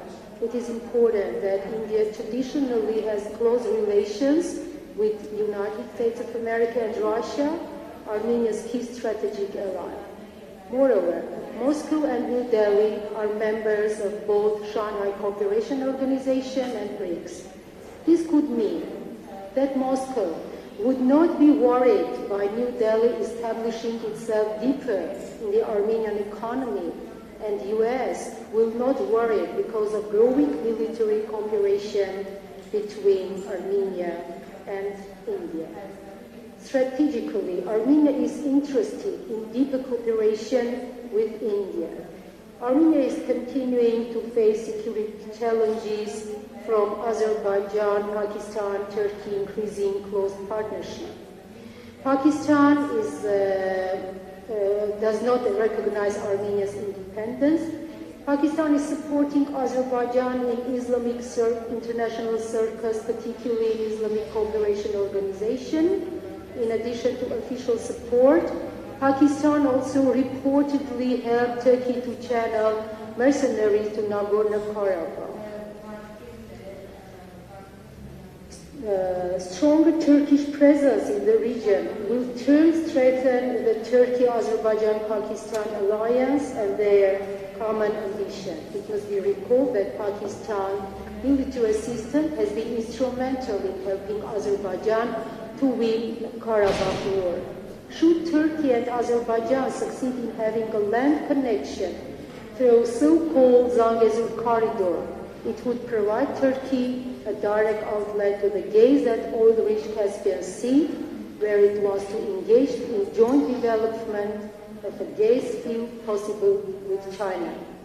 Turkey can use Azerbaijan's geographic position to reach out to Central Asia, connect the Turanic region, deepen its economy, energy, security, and cultural cooperation with Central Asia, where it has already established its influence. Armenia's strategic objective is to counter the security threat in cooperation with its allies. India and Armenia are natural allies with a lot of untapped potential for cooperation on issues of mutual interest. Armenia has a visa-free regime with India, and a great number of Indian citizens visit Armenia for studying and working. There is also potential of developing cooperation in infrastructure projects, military, IT, and other sections. Beyond geopolitics, there is a growing people-to-people contact between India and Armenia. The latter had become India's one of the favorite destinations for education and employment. Considering Armenia's small size, the number of Indian citizens that were allowed to reside in the country is substantial. Indian nationals like Armenia and feel comfort in Armenia and are well integrated in our country.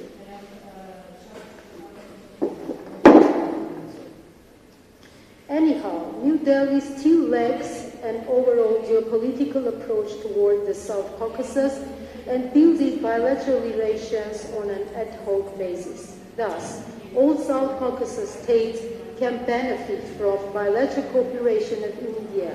India, as the world's largest democratic country with a large and fast-growing economy, as well as a state pursuing a peaceful policy, can contribute to stability, development, peace, and balance the geopolitical situation in the region through its soft power toolkit, competing with other players in the region. Thank you.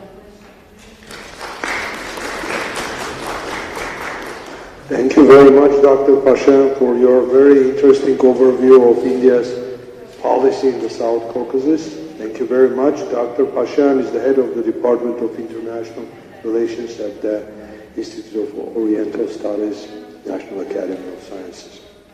So now we have Q&A session, and I open the floor for questions. Please.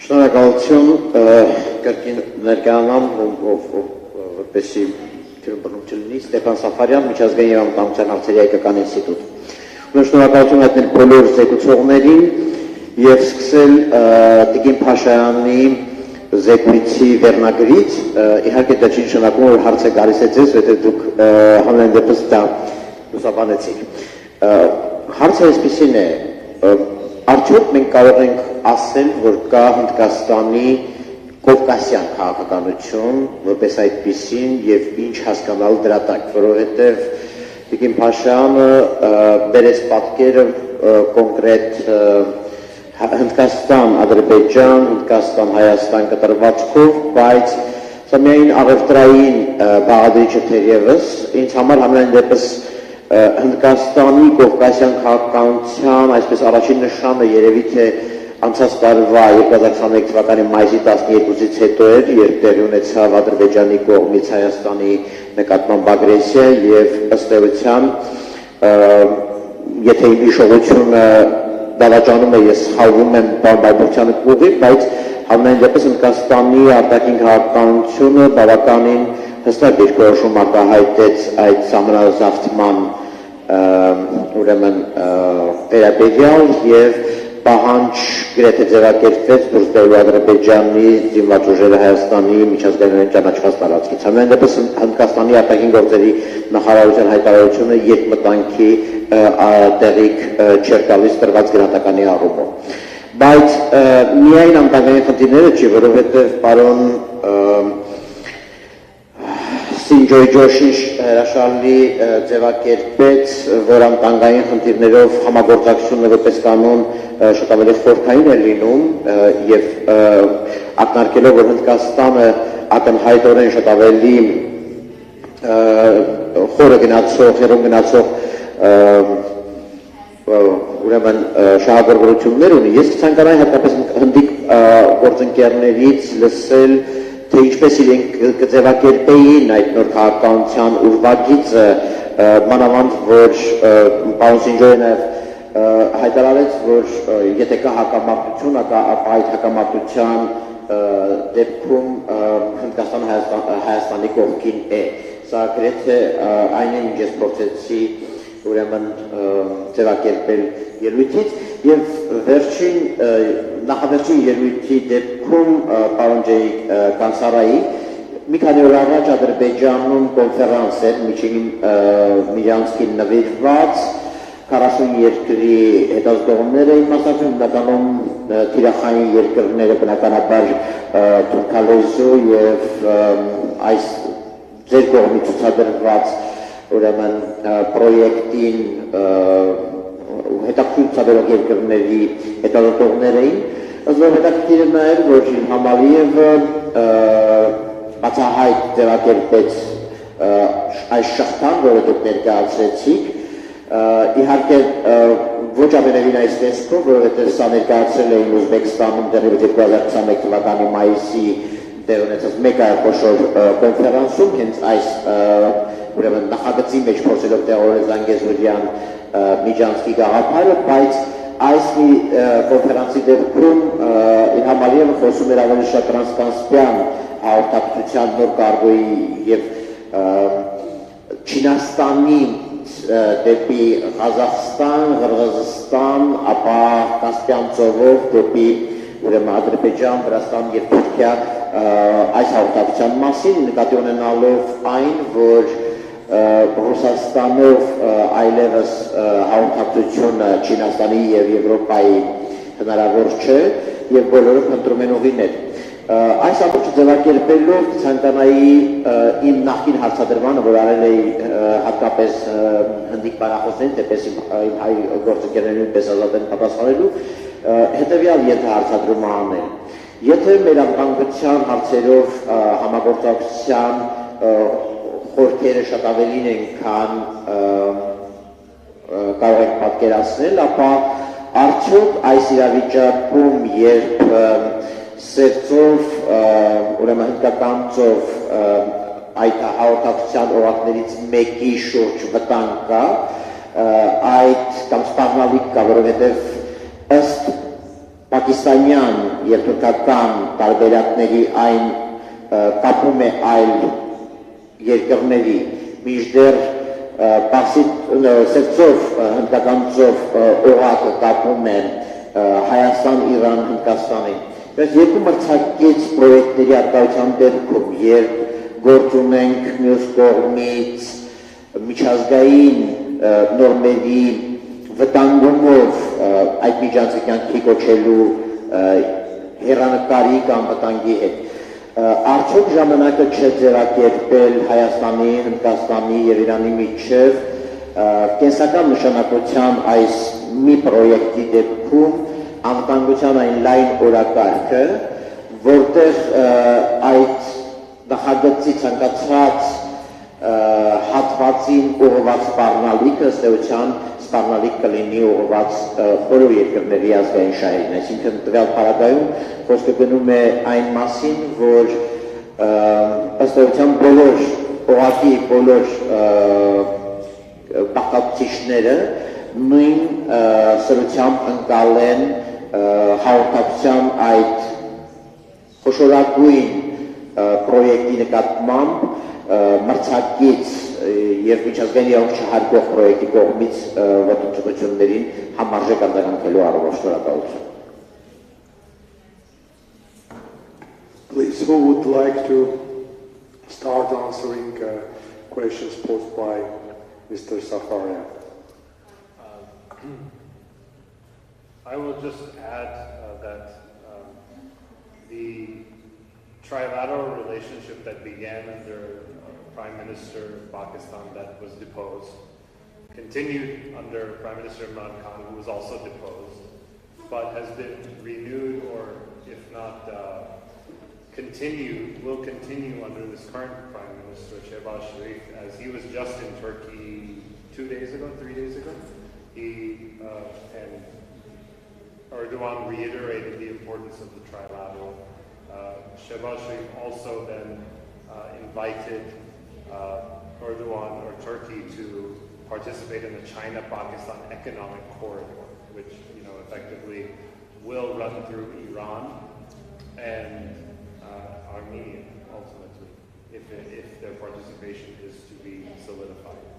So I do reiterate that there is territorial sovereignty at stake of Armenia and other countries. Please, further clarifications also. Yes. Regarding India's policy on the Caucasus, does India have a policy on the Caucasus? So India's policy on the Caucasus has been evolving over time. And the Caucasus have always been at a strategic level extremely important area.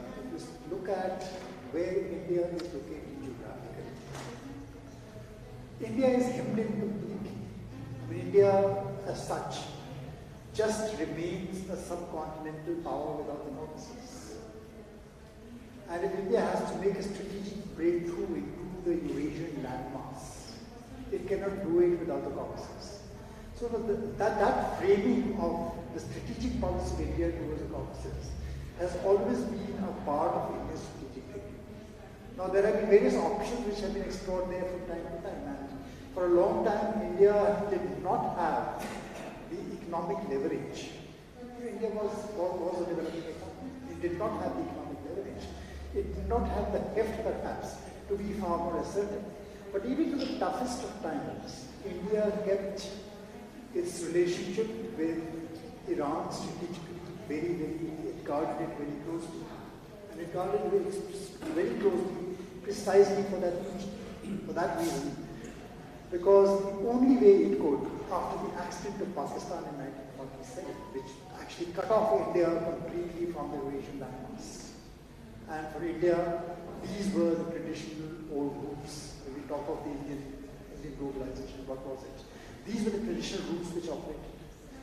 So for India, breaking free of that stranglehold has been strategically extremely important. So when, yes, we talk about, Dr. Pasha spoke about India's relationship with Azerbaijan, Armenia, Uzbekistan, India's access to energy resources from Russia, whether through the Iran, Pakistan, India pipelines, gas from other regions in Central Asia, have always been framed in terms of yes, India's strategic.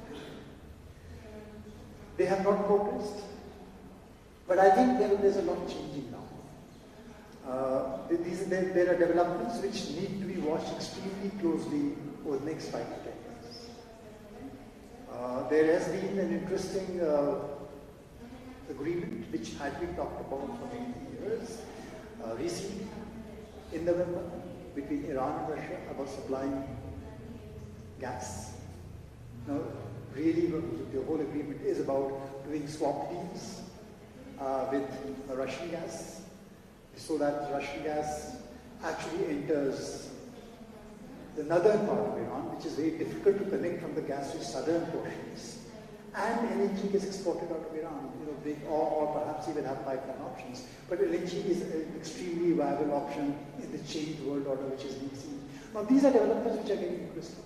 And India, through all these years, kept on fighting back, pushing back against US pressure to give up on this relationship with Iran. It did not do it. It did not do it precisely because the Caucasus have been important.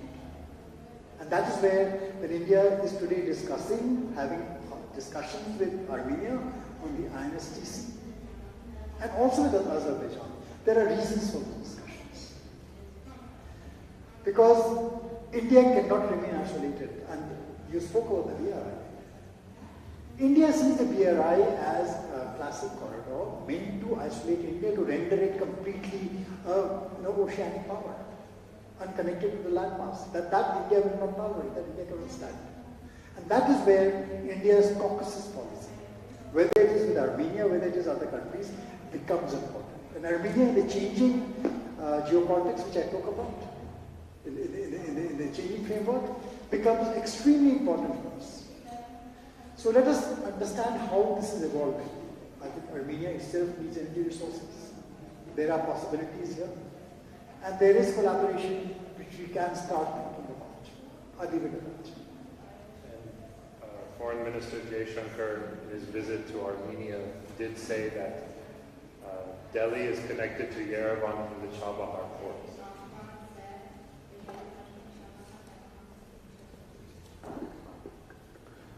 Thank you very much, John Melikian, Public Relations and Information Center, Administration of Prime Minister. Here I want to remember one meeting with experts where Azerbaijani experts recently have been also, and they were already worried about so-called foreign sponsorship against Armenia. So when we asked what are you saying about, they said about India, etc., etc. So we answered, when you put or you put Pakistan in 2020, we bring it in our region. How can you speak about foreign sponsorship regarding to Armenian-Indian relations? So this small situation is telling us that now we have a good opportunity to work on in this geopolitical situation, to work with each other, to create new spheres of interest and cooperation. And here our experts told about in their presentations about Armenian-Indian possible cooperation. And from my side, I will ask probably what can we do specifically, one or two steps.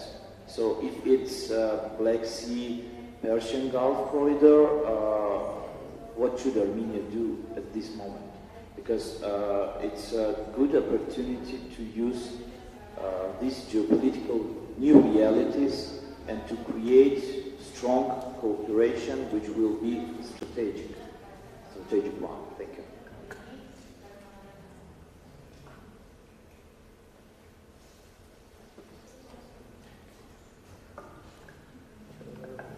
Շնորհակալություն հարցի համար։ Ես կարծում եմ ներկա փուլում Հնդկաստանից այն մեկնաբանությունները։ Ներկա փուլում Հնդկաստանի քաղաքականությունը մեր տարածաշրջանում նպատակ ունի վերականգնել այն բալանսը, որը խախտվել էր պատերազմի արդյունքում։ Եվ եթե դատենք մամուլի հաղորդակցություններից բավական զգալի ռազմամթերք է հնդկական հարակումը Հայաստան հենց նպատակ ունի այդ բալանսը վերականգնելու։ Սա առաջին քայլն է, եւ սա իմ ընկալմամբ, իմ մեկնաբանությամբ հենց գտնվում է Հնդկաստանի ներկա փուլում քաղաքականության շրջանակներում, որ նա փորձում է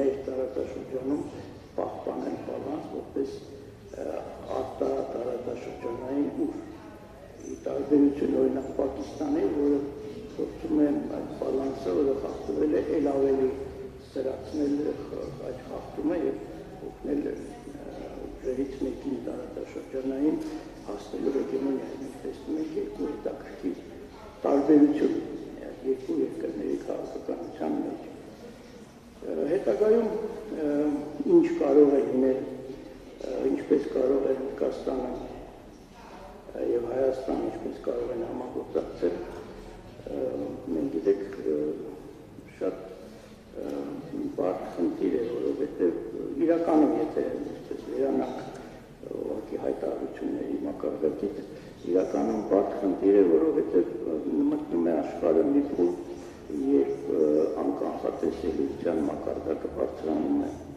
եւ մոտակա տարիները դրանով առանձնանան։ Եվ այդ անկանխատեսելիության պայմաններում կանխատեսել արտատարածաշրջանային ուժի, որը գտնվում է բավական հեռու տարածաշրջանից, ռազմավարական նշանակության գործողություն մեր տարածաշրջանում, ես կարծում եմ գնահատելի քայլ չի։ Պետք է իմ ընկալմամբ պատրաստ լինել ավելի մարտավարական բնույթի համագործակցության դրսևորումների առանձին ոլորտներում։ Եվ երբ որ անցնի այս փուլը, տուրբուլենտ փուլը, որը ես հույս ունեմ, որ հնարավորինս արագ անցնի, այն ժամանակ գնահատելով այն, ինչ որ ստեղծվել է այդ մարտավարական քայլերի շնորհիվ եւ այն, ինչ որ հնարավոր է եղել ստեղծել այդ տուրբուլենտ փուլում,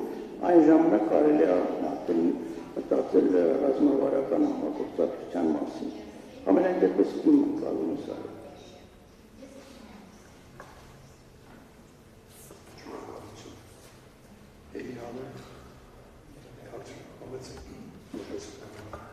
I think by the time my turn comes, I'll be the second last speaker, and interest would have waned, so I thought I'll say something here. Talking about the caucus and this corridor, we have always taken this area, India has taken it as our extended neighborhood. And the fact that we, in collaboration with Iranians and Russians, helped out Commander Mosul in Afghanistan. Ultimately, that is how the Americans came in after 26/11.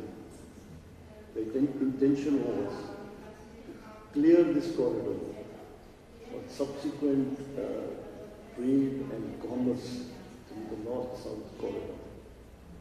India's invested and put a lot of money for a developing country in this area, in this venture. I should know because sometime in my official capacity I was involved. So we almost put $3 billion in this. And we didn't do it just like that. We did it for a purpose. So it wasn't tactical or mean. It was a strategic move to ensure, as Mr. Sanjay Joshi is putting across, to make sure that we are not locked up in the ocean, that we have a capacity to be able to go through Iran and subsequently to the Caucasus into Russia and have a corridor for trade and commerce. We did this because there was a problem as far as Pakistan was concerned. So I just wanted to put across that this is the quest of India from the beginning.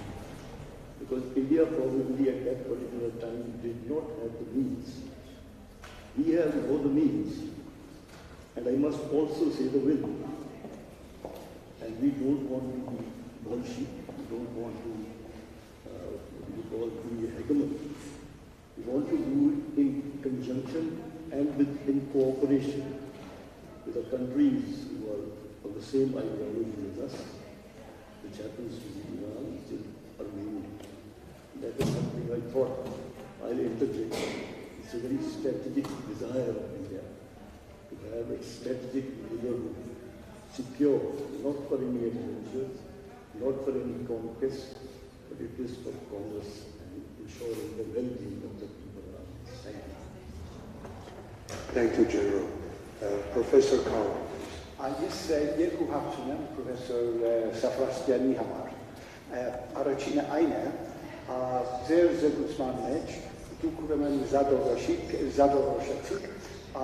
երկու նորություն, դրանցից մեկը ուրեմն հայկականն էր, փոխզիջումներով, իսկ մյուսը թուրքական եւ ադրբեջանական, հեգեմոնական եւ ասենք բռնուժով։ Հիմա ուրեմն ես կուզենայի, որ գուցե դուք վերանայեք այդ պատկերացմանը, բանի ուրեմն պարոն կանցերայի տեսանկյունից, որ ուրեմն ներկայացնում է այդ պատկերի մեջ, ոչ միայն ուրեմն Թուրքիա եւ Ադրբեջանը, այլ նաեւ Պակիստանը եւ Չինաստանը, եւ եթե ուրեմն ավելացնենք այդ երկու երկրները, ինչպես է փոխվում այդ ընդհանուր տեսությունը։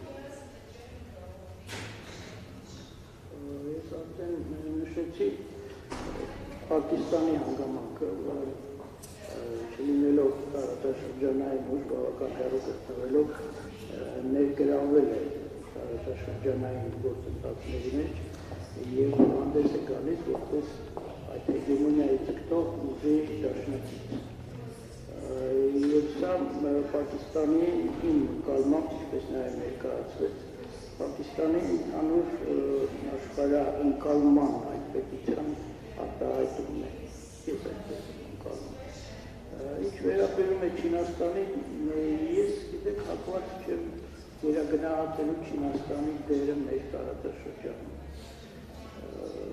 Կան շատ բնահատականներ, մեկնաբանություններ, որոնք ելնում են այն հիմնական, ասես ասած, թեզից, որ Չինաստանը մեր տարածաշրջանում դառնում է կարևոր ուժ։ ես չեմ կարծում Չինաստանի քաղաքականությունը որքան որ ես դա հասկանում եմ մեր տարածաշրջանում ներկայացնում ամենայն դեպս նպատակ չունեն ազդելու քաղաքական եւ աշխարհաքաղաքական գործընթացների վրա տեսեք եթե Հնդկաստանի քաղաքականությունը որը բավական մեծ գործարք է կնքել գործարքներ է կնքում Հայաստանի հետ ռազմամթերք առաքելու բնագավառում դա ունի ռազմավարական նշանակություն ռազմական բալանսը ապահովելու համար վերականգնելու Չինաստանը ես չեմ կարծում որ նման քայլի կդիմի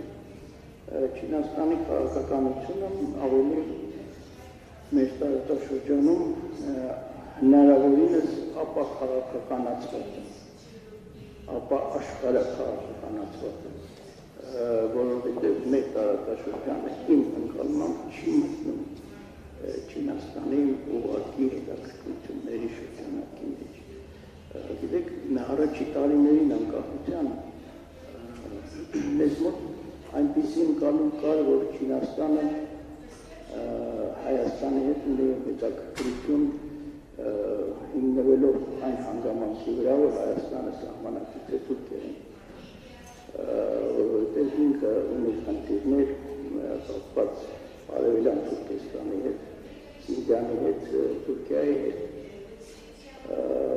եւ դա որոշ չափով արտահայտվում է Չինաստանի քաղաքականության մեջ հիմա ես կարծում եմ որ իմ զգալումն է ես մասնագետ չեմ ուղղակի իմ ընդհանուր տպավորությունը այն է որ ներկա փուլում Չինաստանի համար այդ խնդիրները կորցրել են առաջնային նշանակությունը Չինաստանի համար հիմա ավելի կարևոր են գլոբալ խնդիրները որովհետև նախանշվում է հակամարտություն Ամերիկայի Միացյալ Նահանգների հետ եւ Չինաստանի քաղաքականությունը ռուս-ուկրաինական ճգնաժամի բնագավառում շատ լավ հաշվարկված է այդ հաշվարկը իր նկատի ունի նաեւ օգտվել այդ հակամարտությունից Չինաստանի դերը աշխարհում ուժեղացնելու համար ես հավանական եմ մի քիչ այնպես բան եմ ասում որ շատ վերլուծաբաններ դա չեն կիսում այդ մոտեցումը ես կարծում եմ Չինաստանի քաղաքականությունը ավելի հեռահար է իսկ այդ հեռահարության մեջ մեր տարածաշրջանը ներկա փուլում Չինաստանի համար ունի առաջնային նշանակություն եւ ես հիշեմ հայտնի քաղաքական անեկդոտը կարծես որ կա անեկդոտ է կամ իրողություն է երբ 1979 թվականին Դեն Սյաոպինի ժամանակվա Չինաստանի առաջնորդի հարցնում են թե ինչպես է նա գնահատում ֆրանսիական մեծ հեղափոխության արդյունքները նա ասում է դեռ շուտ է ընդամենը 200 տարի է անցել արդյունքները գնահատելու համար ես կարծում եմ սա է չինական մտածելակերպի հիմքում երկրորդ հարցը երբ վերադառնանք նույնպես պատկերացմանը Հիմա ուրեմն դուք գլուտակրեցիք թուրքական ազերբայջանականը որպես հին մոդեցություն դրանից երևի ուրեմն պետք է ենթադրենք որ մյուսը այսինքն հայկականը այսպես ասած ուրեմն նոր չգիտեմ ինձ այսինքն ինչ անեն կներեք բան ուրեմն երկու մոդեցություն չէ ուրեմն ինը եւ ազերբայջանականը բնականաբար եթե ուրեմն հայկականը դատվում է այսինքն նորն է հիմա ուրեմն ասենք այս ներկայացության ասենք լուծումը կամ ամենայնպես ուրեմն ասենք միջիչապի հերակա արդյունքները ինչպես են գաբվում հենց ուրեմն այդ բնութագրման հետ այսինքն որ մեկը ինը մյուսը նորը դա ինչ ավելի գործնական նշանակություն ունի կապված ուրեմն այս հակամարտության ասենք վերջի կամ արդյունքի հետ եթե այսպես վերևից կամ ավելի բարձր abstract-ի ավելի բարձր պատկերացիք ես կարծում եմ այդ նոր մոտեցումը նպատակ ունի, գուցե շատ դեպքերում դա կոնկրետ չի դիտակցում, բայց ռազմավարական առումով նպատակը տարածաշրջանը ինտեգրումն է աշխարհի ավելի ինտեգրում ավելի բարձրացնել դա։ Եվ սա հենց այդ նոր մոտեցման հիմնական նպատակն է։ Տարածաշրջանը բացվում է աշխարհի առջև։ Հիմա տարածաշրջանը հիմնականում փակ է կոմունիկացիաների հարցը մենք տեսնում ենք։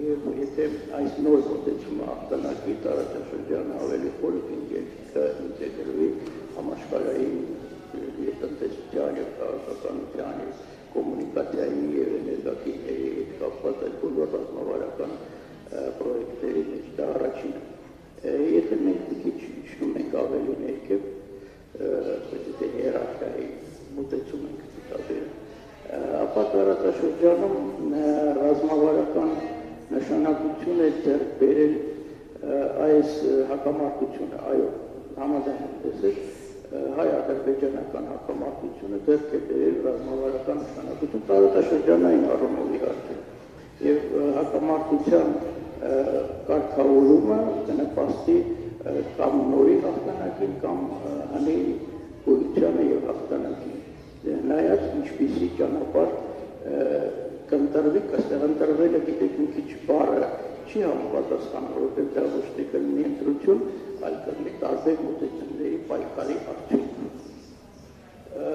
Եվ որը որ կհաղթի, դա կնշանակի, որ տարածաշրջանը կգնա այդ ճանապարհով, կամ հին կամ նոր։ Որոնք են հեռանկարները կարգավորման այս թնջուկի հայ-ադրբեջանական։ Այստեղ ես կարծում եմ պետք է կարողանալ եւ դա մեր հայկական դիվանագիտության կարևորագույն խնդիրն է, պետք է կարողանալ ապահովել հնարավորինս ավելի մեծ դիվանագիտական օժանդակություն Հայաստանի մոտեցման։ Դա նշանակում է եւ մեր ռազմավարական դաշնակցի Ռուսաստանի հետ հարաբերությունները օգտագործել իշա այդ խնդրի եւ խորացնել մեր հարաբերությունները այն ուժի կենտրոնների հետ, որոնք որոշ չափով, չի ասի որ շատ, որոշ չափով շահագրգռված են, որ տարածաշրջանը լինի կայուն։ Ես նկատում եմ առաջին Ամերիկայի Միացյալ Նահանգներին եւ նաեւ Եվրոպային, կոնկրետ մենք հիմա տեսնում ենք Ֆրանսիայի ակտիվությունը։ Սա կլինի այդ երկրորդ այդ ճանապարհի հնարավորության իրականացումը, ապահովել դիվանագիտական օժանդակություն ուժի կենտրոնների կողմից։ Երրորդ հանգամանքը արդեն դա այսպես մի մակարդակ ավելի ներքևիչն է տարածաշրջանայինից պետականության մակարդակ, պետությունների մակարդակ։ Մեծապես կախված կլինի այդ ամեն ինչը Հայաստանում տեղի ունեցող քաղաքական գործընթացներից։ Եթե գործընթացները ընթանան այն ուղղությամբ, որ ժողովրդավարությունը Հայաստանում ավելի խորանա եւ Հայաստանի ընկալումը ժամանակակից աշխարհում դառնա ավելի, այսպես որպես ժողովրդավար պետություն, դա մեծ առավելություն կտա ավելի մեր հակառակորդների նկատմամբ։ Սա է պետք է օգտագործել։ Եվ իհարկե մի հատ մակարդակել ավելի իջնենք, այսպես երաշտայի համակարգը պահպանելով, դա արդեն կոնկրետ ռազմական հնարավորություններն են, որովհետև եթե չլինեն ռազմական հնարավորություններ, այս ոչ մի բան չի լինի։ Իսկ Հնդկաստանի հետ մեր համագործակցությունը հենց այդ ճանապարհներից մեկն է մեր ռազմական հնարավորությունները վերահսկելու համար։ Իմ պատկերը ընդհանուր, իմ ընկալման մեջ այդպիսին է։ Շնորհակալություն շատ, պարոն Սաֆրասյան։ Respected participants, I would like to conclude our today's plenary session too, and to express profound gratitude to all participants, to your contributions, and in-depth discussion that we were able to have in a short time period. And my concluding remark would be that national interests of Armenia and India mostly coincide, and the testimony to this, not only the analysis of geopolitical and geoeconomic developments on the regional scale, but please take a look at the voting patterns of Armenia and India at the United Nations. And when we analyze the voting patterns, we will see clearly that the majority of issues, items discussed at the United Nations, Armenia and India share common approach. Thank you very much.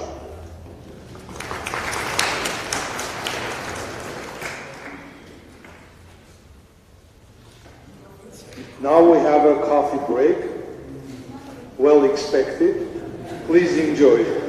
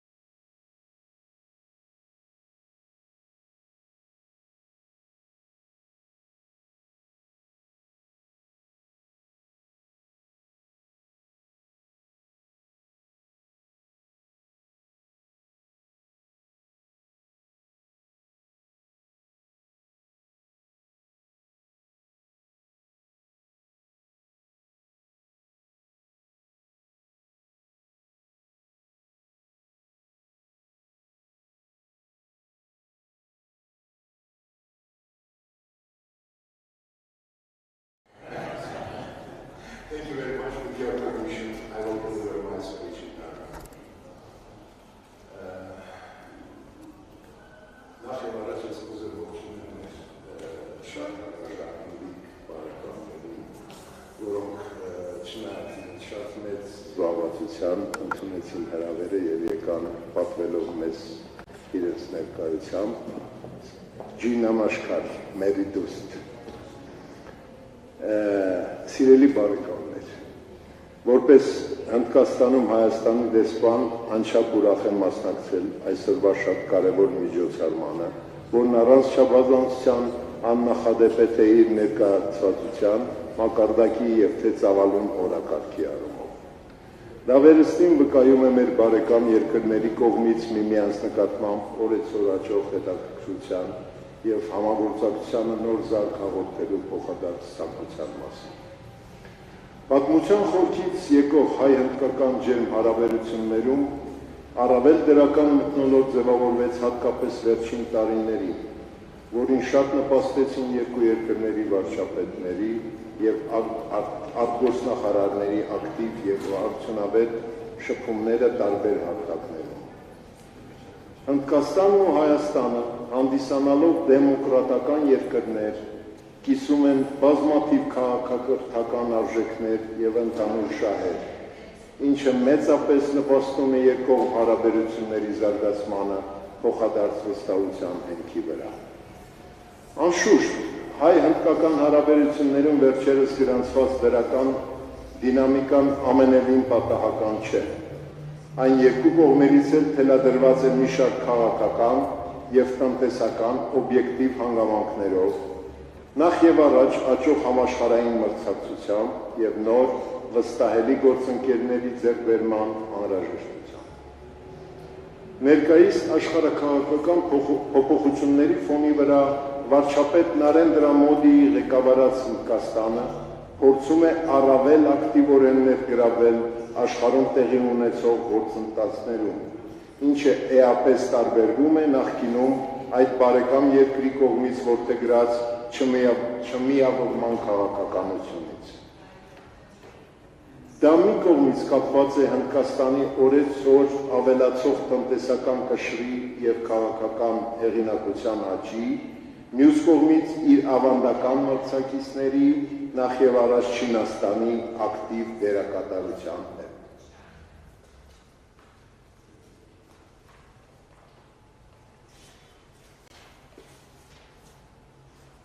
Հնդկաստանի ակտիվացում ի թիվս այլ տարածաշրջանների նկատելի է նաև Հարավկովկասիանում եւ մասնավորապես Հայաստանում։ Ասիական այդ հսկայի կողմից Հայաստանի հետ մերձենալու վերջին տարիների միտումը բխում է իր ազգային շահերից, որովհետև ամրապնդվելով բարեկամ Հայաստանում, Հնդկաստանը կարող է շատերի համար հետաքրքիր այս տարածաշրջանում ձեռք բերել վստահելի դաշնակից եւ հենակետ, ինչն իրեն կապահովի երկարաժամկետ քաղաքական եւ տնտեսական դիվիդենդներ։ Իր հերթին Հայաստանը, որը գտնվում է ոչ բարենպաստ աշխարհագրական դիրքում, կարիք ունի ընդլայնել իր բնական դաշնակիցների շրջանակը, որպեսզի ապահովի իր ազգային շահերի հաշվեկշիռ արագ ընթացող աշխարհաքաղաքական զարգացումները։ Այդ առումով Հայաստանի համար չափազանց կարևոր է սերտորեն համագործակցել բարեկամ Հնդկաստանի հետ,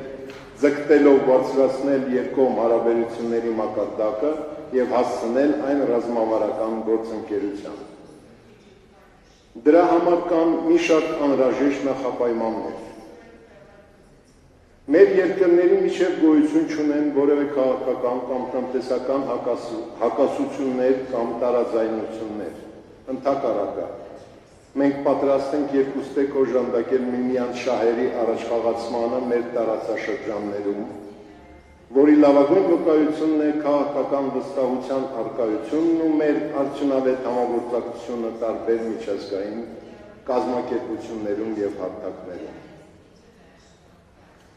Ռուս-ուկրաինական հակամարտության պատճառով արևմուտք-արևելք հարաբերություններում լարվածության աճի պայմաններում եւ Հնդկաստանը եւ Հայաստանը փորձում են բնականոն հարաբերություններ պահպանել բոլոր ուժային կենտրոնների հետ, ինչը թույլ է տալիս իրենց առավելագույնս ապահովել իրենց ազգային շահերը, չներքաշվելով վերոհիշյալ հակամարտության մեջ։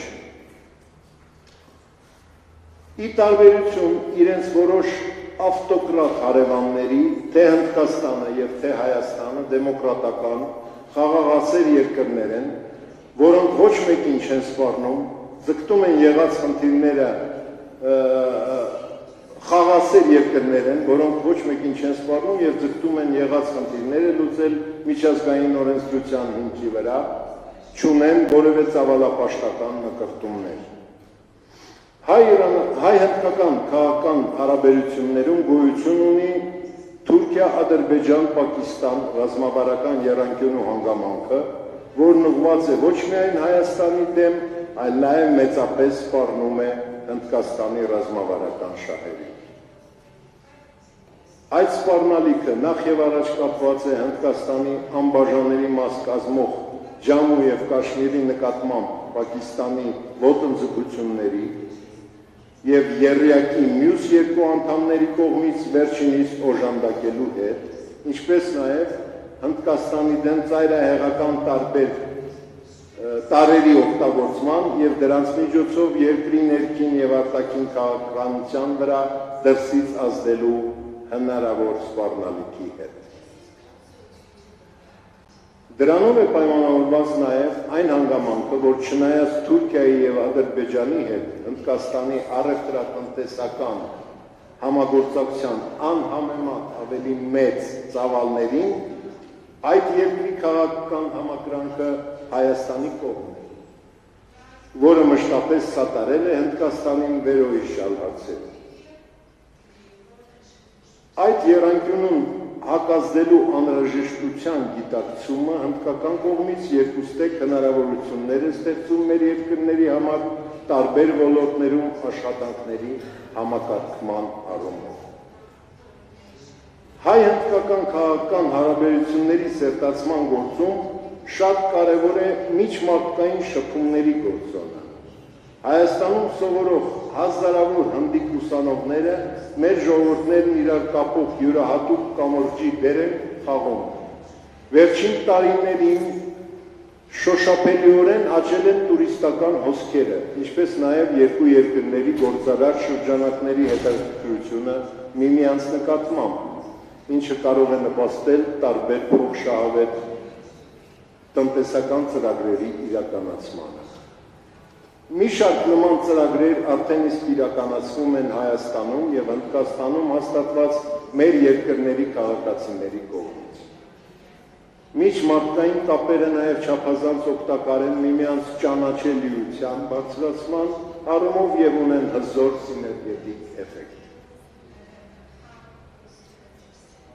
Սիրելի բարեկամներ, ըստ իս ներկայում հայ-հնդկական հարաբերությունները թևակողվել են նոր փուլ, որը կարելի է բնութագրել որպես դրանց վերաիմաստավորման յուրահատուկ մի շրջան և որի ընթացքում հարկ է չկորցնելով նախկին դրական փորձը երկուստեք ստեղծել նոր ավելի ընդարձակ օրակարգ, որն իր հերթին կհամապատասխանի արագ փոփոխվող աշխարհակարգի հետ կապված մարտահրավերներին և առավելագույնս կծառայի մեր բարեկամ ժողովուրդների կենսական շահերի ապահովմանը։ Ունենալով քաղաքական երկխոսության դրական հիմք, մենք պիտի առավելագույնս նպաստենք տնտեսական շփումների և ներդրումների աշխուժացման, նոր և հավակնոտ ծրագրերի իրականացման գործին։ Ներկայումս չափազանց կարևոր են հայ-հնդկական տնտեսական գործակցության առարկայացումը,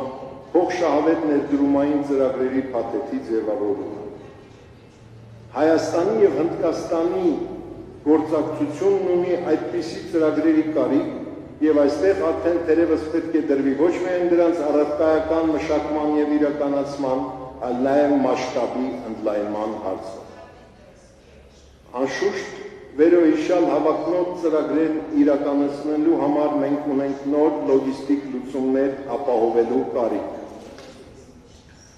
Համոզված եմ, որ Հայաստանը Հնդկաստանի համար կարող է դառնալ հարմարավետ եւ ապահով լոգիստիկ ուղի, որով հնդկական ապրանքները կարող են հասնել մինչև Եվրոպա եւ հակառակը։ Այս իմաստով շատ կարևոր է Հայաստան-Իրան-Հնդկաստան երակողմ հատկակի ձևավորման հանգամանքը։ Այդ մասին հոկտեմբերին հայտարարեց Երևանում պաշտոնական այցով գտնվող Իրանի արտգործնախարար Հոսեյն Ամիր Աբդոլլահյանը, ասելով, որ Պարսից ծոց-Սև ծով տրանսպորտային միջանցքի հարցը հայ-իրանական օրակարգում կարևոր տեղ է զբաղեցնում։ Ցիտում եմ, համակարծիք ենք, որ հաշվի առնելով Հնդկաստանի դերը, որը այն կարող է ունենալ այս միջանցքի ծրագրում, պետք է ձևակերպել եռակողմ պլատֆորմ Հայաստանի, Իրանի եւ Հնդկաստանի միջև, որպեսզի կարողանանք իրականացնել այդ ճանապարհի հետ կապված մեր նպատակներն, ավելի լավ ազդեցություն կարողանանք ունենալ այս կարևոր միջանցքի կառուցման աշխատանքում։ Ցիտատի վերջ։ ՀԱԳ նախարար Միրզոյանն իր հերթին հավաստիացրեց, որ Հայաստանն իրոք հետաքրքրված է Պարսից ծոց-Սև ծով տրանսպորտային միջանցքով։ Եվ մենք, ինչպես Իրանը, այնպես էլ Բուլղարիան, արդեն այդ մասին նախնական համաձայնագիր ենք ստորագրել։ Բանակցություններ են ընթանում նաև այլ երկրների հետ, որոնք ի սկզբանե ներգրավված չեն եղել այս գործընթացում։ Կարծում եմ միջանցքը հետաքրքիր կլինի նաև Հնդկաստանի համար, եւ մենք կարողանանք այդ գաղափարը կյանքի կոչել։ Իրանը Հայաստանի եւ Վրաստանի միջոցով Եվրոպայի հետ կապող Պարսից ծոց-Սև ծով միջազգային տրանսպորտային եւ տարանցիկ միջանցքը թույլ կտա թե Իրանին եւ թե Հնդկաստանին նվազեցնել իրենց կախվածությունը Թուրքիայից եւ Ադրբեջանից դեպի Եվրոպա առևտրի եւ տարանցման այլընտրանքային եւ թուղի ստեղծելու ճանապարհով։ Հայաստանի վարչապետի հոկտեմբեր ամսին Իրան կատարած այցի շրջանակներում կողմերի միջև արդեն իսկ պայմանավորվածություն է ձեռք բերվել, ըստ որի իրանական ընկերությունները կմասնակցեն Իրանի եւ Հնդկաստանի միջև նոր տարանցիկ միջանցքի կառուցման աշխատանքներին։ Բարեկամներ, մենք խորապես համոզված ենք, որ Պարսից ծոց-Սև ծով միջանցքի գործարկմանը միանալը միանգամայն բխում է Հնդկաստանի կենսական շահերից, քանզի այն ոչ միայն կապահովի Հնդկաստանից դեպի Եվրոպա ամենակարճ ուղին, շրջանցելով Սուեզի ջրանցքը, այլ նաև կանցնի բացառապես բարեկամ երկրների տարածքով։ Դրանով է թերևս բացատրվում թուրք-ադրբեջանական տանդեմի եւ նրան սատարող ուժերի անթաքույց ցանկությունը հսկողության տակ վերցնել այս ուղին էքստերիտորիալ, այսպես կոչված Զանգեզուրի միջանցքի միջոցով։ Համոզված ենք, որ այդ ծրագիրը, որը ոչ միայն միտված է խախտել Հայաստանի տարածքային ամբողջականությունին, այլ նախ եւ առաջ կոչված է վերոհիշյալ ուժերին մենաշնոր ապահովել Հնդկական օվկիանոսից եւ Իրանից տարեցտարի աճող բեռնափոխադրումների հոսքերն իրենց հսկողության տակ վերցնելու համար։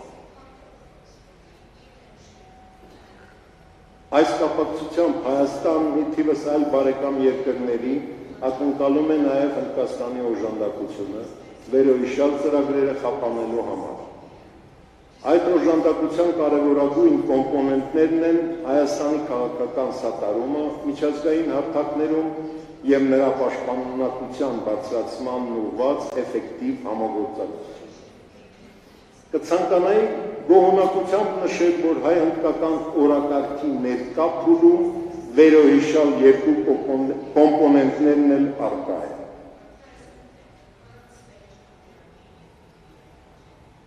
Երկկողմ հարաբերություններն ավելի բարձր մակարդակի հասցնելու գործում շատ կարևոր է վերջին տարիներին հաստատված փոխշահավետ ռազմական եւ ռազմարդյունաբերական համագործակցությունը։ Հնդկաստանը կարևոր գործընկեր է Հայաստանի համար, քանի որ այն ավանդաբար եղել եւ մնում է ռուսական զենքի խոշորագույն գնորդներից մեկը։ Ռուսական զենքը գերակշռում է նաեւ հայկական զինանոցում, սակայն հայտնի պատճառներով մատակարարումները Ռուսաստանից դադարեցվել են։ Այդ առումով Հնդկաստանը բնական գործընկեր է Հայաստանի համար, կամ այլ կերպ ասած, Հնդկաստանը կարող է Հայաստանին մատակարարել այլ զինատեսակները, որոնք արդեն կիրառվում են հայկական բանակում եւ լրացուցիչ ադապտացիա եւ վերապատրաստում գրեթե չեն պահանջում։ Զուգահեռաբար Նյու Դելին ակտիվորեն համագործակցում է արևմտյան երկրների, առաջին հերթին Ֆրանսիայի, ԱՄՆ-ի եւ Մեծ Բրիտանիայի հետ։ Տեղական արտադրության հնդկական շատ սպառազինություններ ստեղծվել են արևմտյան պլատֆորմներում։ Այդ պատճառով ևս Հնդկաստանի զինանոցը բավական հետաքրքիր սիմբիոզ է եւ հայկական բանակի վերազինման համար կարեւոր է այդ համագործակցության շարունակական բնույթը։ Պետք է հատուկ շեշտել նաեւ հայ-հնդկական ռազմական համագործակցության քաղաքական նշանակությունը, որը շատ ավելի լայն իմաստ ունի, քան պարզապես փոխշահավետ կոմերցիոն գործարքների կնքումը։ Այն նաև Հնդկաստանի հստակ քաղաքական մեսիջն է մեր տարածաշրջանում եւ նրանից դուրս։ Սիրելի բարեկամներ, ելույթիս վերջում ցանկանայի անդրադառնալ մի կարևոր խնդրի ևս, որն առ այսօր դուրս է մնացել երկկողմ օրակարգից, սակայն ըստ իս չափազանց կարևոր է, որպեսզի անտեսվի։ Նկատի ունեմ երկու երկրներից Թուրքի կառույցների միջև արդյունավետ համագործակցության հաստատումը։ Հայաստանն ու Հնդկաստանը այն բացառիկ երկրներից են, որոնք իրենց Թուրքի շնորհիվ ներկայացված են աշխարհի գրեթե բոլոր երկրներում։ Ընդ որում երկու դեպքում էլ այդ կառույցները լավ կազմակերպված են եւ առավելագույնս լավ կազմակերպված են եւ գործում։ Ելնելով մեր բարեկամ երկրների շահերից պետք է առավելագույնս խրախուսել այդ տեսակ համագործակցությունը, ծառայեցնելով այն երկուսիս ազգային նպատակներին։ Մենք կարող ենք հաջողությամբ համակարգել Թուրքի մեր կառույցների փոխշահավետ լոբիստական գործունեությունը, դրա մեջ ներգրավելով բարեկամ այլ ազգերի նմանատիպ կազմակերպություններ ևս։ Հուսով եմ, որ այսօրվա միջոցառման շրջանակներում այս խնդիրը պատշաճ ձևով քննարկվի եւ կնպաստի փոխշահավետ համագործակցության մեկնարկին։ Թույլ տվեք նաեւ հույս հայտնել, որ այս տեսակ հանդիպումներն ու քննարկումները կդառնան պարբերական, ինչը հնարավորություն կստեղծի մեր երկրների փորձագիտական շրջանակներին համագործակցության նոր եզրեր մշակել իշահ մեր բարեկամ ժողովուրդների բարօրությամբ։ Շնորհակալություն ուշադրության համար։ And as a time check, it is 5:06 now. If our next three panelists could keep their remarks within 15 minutes, we'll be right on time for our Q&A session. But I would now like to go to Her Excellency Rina Pandey, former Ambassador of India to Armenia, to address us on new risks and challenges facing our countries due to rapid developments of the last decade and how we can strengthen bilateral relations. Distinguished panelists, ladies and gentlemen, I'm immensely grateful to the Ministry of Foreign Affairs and the Institute of Oriental Studies of the Academy of Sciences for giving me this opportunity to come back after 13 years to once familiar ground. It fills me with joy to see so many known faces and with pride to see that one is still remembered. Now, as Jay mentioned, I will speak more about North-South and South-South cooperation and India's role, and of course, how India and Armenia can. The earlier speakers made references to the ancient civilizational links between India and Armenia. The presentations of Mr. Peter Kohl and Ambassador Armin Baigutian, a good friend of mine, revealed an amazing depth and range of the interlinkages over thousands of years between our two countries. The question today is, have these close connections and goodwill on the ground been translated into strong political and economic relations? My observation is that we are still to reach that potential that exists between our two countries. However, it is so heartening to know that over the last few years, interactions between the two sides have increased manifold, and there is greater awareness of common goals and strategic interests. Trade has trebled, business-to-business meets have taken place. There are bilateral agreements over a whole spectrum of subjects: education, pharma, IT, skills development, science and technology, agriculture and defense. Our chess federations are engaged actively. We share strong cultural links, and Armenian heritage exists in India even today, and there are still Armenians living there. Whereas it was a surprise to me to know that the number of Indian medical students in Yerevan has risen to 2,800. When I was here 13 years ago, they were just about 700 to 750. Now, lack of direct connectivity, media awareness, and not having many exchange of high-level visits were considered the stumbling blocks in our bilateral relations.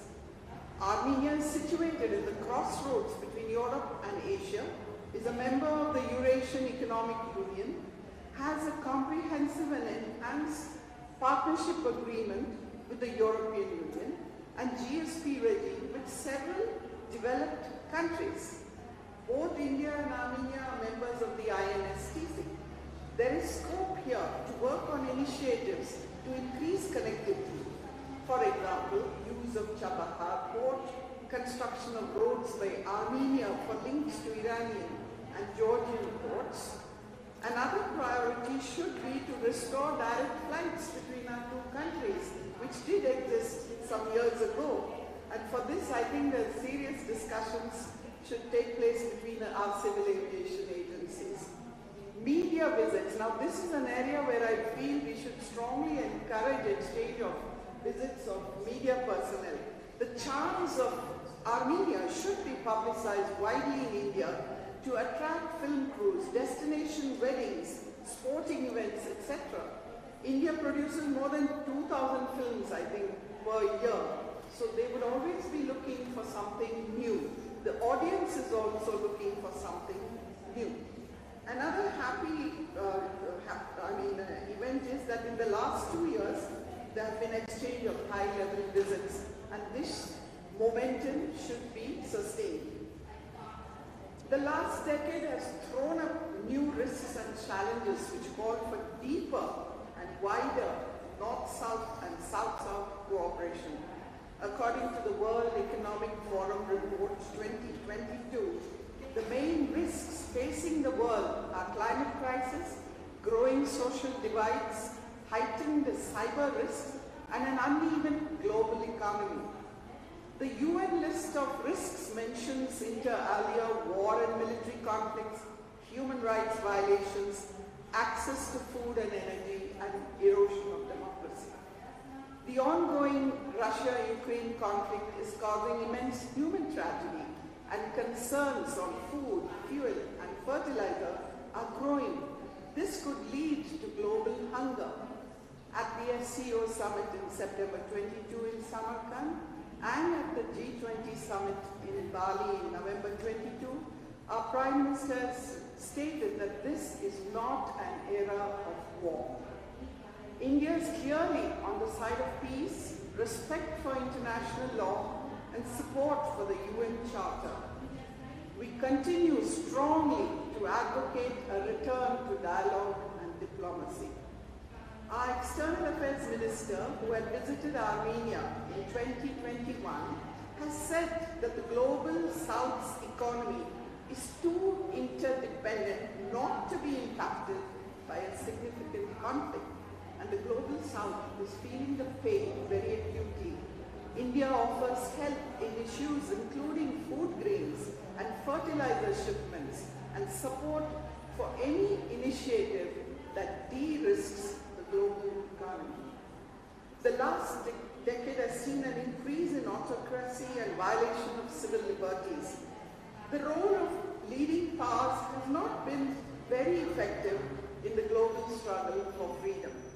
Countries need to be more united and organized in order to win the war against autocracy.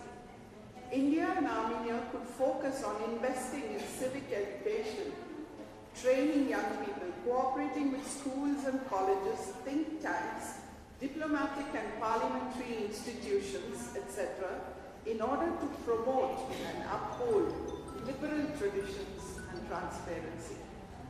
The biggest challenge for the world, however, is climate change. At the recently concluded COP27 summit in Sharm el-Sheikh, a historic milestone was the agreement to set up a loss and damage fund. For over 3 decades, developing countries have been seeking financial assistance for loss and damage. They needed massive funds to rebuild physical and social infrastructure devastated by extreme weather conditions. However, several issues, some contentious, related to the operationalization of this fund needs to be resolved first. For a comprehensive global response to climate change, there are 2 other factors: mitigation work program and adaptation. India has been strongly objecting to the focus on top 20 emitters, that is developing countries, instead of historical polluters, that is developed countries. Poor countries and small island states find it difficult to access funding. The promise of the developed world was US $100 billion annually, but reportedly it's only about US $80 million so far. At COP27, India had urged for a phase out of all fossil fuels, but that did not happen. The agreement requested governments to phase down coal and phase out inefficient fossil fuel subsidies. And all studies indicate that in order to check global warming, we need to phase out all fossil fuels and not just coal. The optimistic outcome is that the world is acknowledging that there is a greater sense of emergency now than before. India has set itself a target of reducing emissions intensity by 45% in 2030 while using 2005 as the baseline. It is important for developing countries to develop a negotiation strategy that could fetch more gains for them and our planet as global efforts to combat change and achieve sustainable development are falling short. India is now moving towards green hydrogen and a larger use of nuclear power. For India's energy security is crucial as it is one of the fastest growing economies and one of the largest manufacturing hubs in the world. Armenia is undertaking significant efforts towards achieving a low carbon development, promoting energy efficiency, enhancing forest area cover, etc. Both our countries could cooperate in technologies that help mitigate the effects of climate change. Some areas of interest could be solar power, use of methanol and other renewable sources of energy. At COP26 in Glasgow last year, our Prime Minister introduced a one-word movement called LIFE, Lifestyle for Environment. He called for an international mass movement towards mindful and deliberate utilization instead of mindless and destructive consumption. People who practice a lifestyle that is in tune with the earth and does not harm it are recognized as pro-planet people. It is in the global interest that every country should develop, and the UN has a leading role in diminishing the North-South divide through the Millennium Development Goals, all of which were to be achieved by 2015 but failed to do so. They were replaced by 17 SDGs in 2015 to be achieved by 2030. But we are nowhere near 100% completion of SDGs by 2030. The pandemic of 2019-2021 caused a serious setback for global sustainable development. It is starkly clear today that no country can achieve SDGs on its own. It calls for greater international cooperation and support for national efforts. It is essential also to have local monitoring of progress.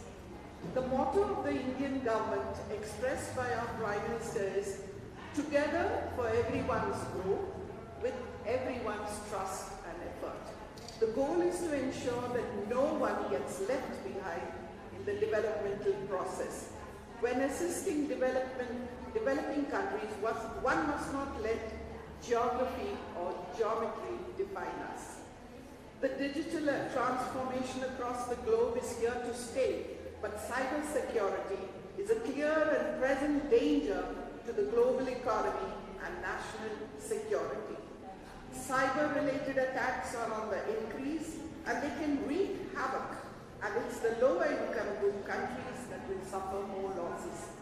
It is important that a global partnership approach should be used to address threats to digitalization. India and Armenia could find ways to cooperate in digital technology. Armenia has a 5-year digital strategy up to 2025. It includes the setting up of national cyber security sector. So I see very good opportunity for both sides to work on this area. Now the pandemic led to changes in donors' priorities for use of aid. Large donors like the USA now uses its developmental aid to support its geostrategic concerns. Multilateral institutions have not helped much in addressing global issues. India's developmental cooperation is a different model. It began soon after independence in 1949 and has evolved over the years.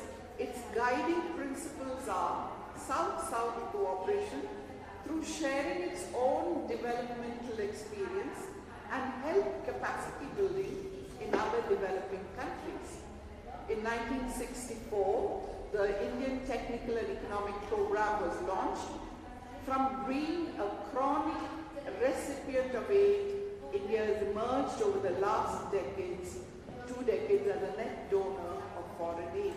Under the program, spread over 158 countries, so far $2 billion has been spent. And we are supporting countries and funding regional initiatives also. 40 slots are allotted annually to Armenia under this program, and I'm very happy that it's always been well utilized with understanding between both the countries. We have also signed an umbrella MOU with Armenia for high impact community development project. This will enable implementation of priority projects on full grant assistance by India. Armenia could consider using it for some priority projects. South-South cooperation today is more crucial at a time when developing nations were left to fend mostly for themselves during the COVID pandemic. South-South and triangle cooperation is very important for economic growth in Asia and the Pacific and across all developing countries. India supports multilateralism and cooperation at the UN. It has taken the lead in the establishment of the International Solar Alliance and the Coalition for Disaster Resilient Infrastructure. India's call for a One Earth, One Health approach further echoes our continuing commitment to the global South. This is evident in the supply of more than 240 million vaccine doses to over 100 countries during COVID. In the healthcare sector, I see a lot of potential for cooperation in the pharmaceutical sector via partnerships in manufacturing. I think there is something happening on that also, which is very encouraging. Research, there's so much research we could do together. And training of workforce, interstate cooperation in medical education, that is going well. exchange of doctors who can come and give, both sides talks on any particular subject. The setting up of ambulatory clinics in small towns in Armenia is another area for consideration. The Armenian health minister had visited India in 2019 and signed an MOU with his counterpart in India, so we could take that forward. India also took a unique initiative in helming the India-UN Development Partnership Fund in the context of South-South cooperation. It was launched in 2017 with a value of US $150 million.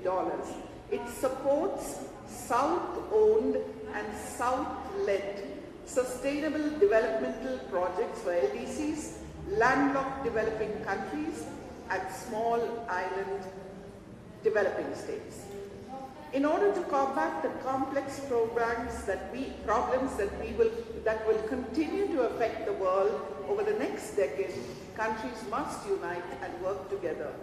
At the recently concluded G20 summit in Bali, our Prime Minister stated that the overall theme of India's G20 presidency over the next year is One Earth, One Family, One Future. India called for a pledge that together in the next 10 years, we will bring digital transformation to the life of every human being so that no person in the world will be deprived of the benefits of digital technology. India's G20 presidency will be inclusive, decisive, ambitious, and action-oriented. By 2024, developing countries, excluding China, will have fallen 5.5% below their pre-pandemic growth. That is one estimate. While advanced countries will have surpassed it by 0.9%. This will further widen the global income gap. The resulting global divergence will create tensions within and across borders and thus complicate the coordination required to tackle common challenges. We need to, as India has called for at the G20 summit, form a post-pandemic new world order. We have called on the G20 to chart a path for peace, security, and harmony for the world. There is need for all countries to approach development with inclusivity and universality for achieving global developmental goals. And as a woman, I would say it is essential for women to be empowered. Participation of women will be an important aspect of our G20 presidency.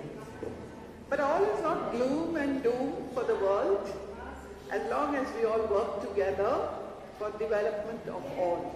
And I see a lot of hope and potential for India and Armenia to do its bit in developing together for all its people and for the happiness of all. So once again, many thanks to the organizers for having given me this wonderful opportunity to be here at this first conference to mark Armenia-India's 30 years relationship. Thank you. Thank you, Madam Ambassador. Now we will go to Lieutenant General R.K. Sani, Center Head of National Security and Strategic Studies and International Security Studies at the Vivekananda International Foundation. Thank you so much. I think at the outset, I must thank Ambassador Papa Khan for arranging this trip and the Academy for hosting us. But for his invitation, I would have missed visiting one of the most charming cities in the country. Thank you so much. I would start off my presentation and cut it short to meet the time limit which has been given to me. You see, the diplomatic ties between India and Armenia, as has been brought out by the previous speakers, was established on 31st August 1991 after the disintegration of USSR. This marked the beginning of modern history of India, Armenia, relations which were deep-rooted and can be traced back to antiquity, as was brought out by the previous speaker. The people-to-people context were at their peak during the medieval period and continued right up to the first half of the 20th century. What has always been appreciated by knowledgeable Indians is the strong sense of nationalism and an immense spirit of survival displayed by the Armenians despite the historic wrongs and brutalities committed against them. I was taken to the memorial yesterday and it really moved me because it reminded me of my own experience as a small child when India was arbitrarily divided into two portions. And me, as a small child, and my family had to leave the area where our generations were born, where the ashes of our ancestors were scattered, where the temples of our God existed. We had to leave. And we suffered a number of atrocities. There were 100,000 people must have lost their lives. The women were brutalized. We lost our property. And we had to make a new beginning across the border in a country, in an area which we had no acquaintance with. It was part of India, but we didn't know as to how to exist in that area. But it was the perseverance of all of us that we rebuilt our life. And today, if you go to that area, you will never know whether these people who came about 75 years ago as refugees, they established themselves all over again. This is a spirit which is akin to the spirit of Armenians. So that's why when I saw that museum, when I saw that memorial, I was really moved. And that is the spirit which I think binds two countries. Because you can never allow the brutalities or the wrongs to put you down forever. So that's what I thought I wanted to mention.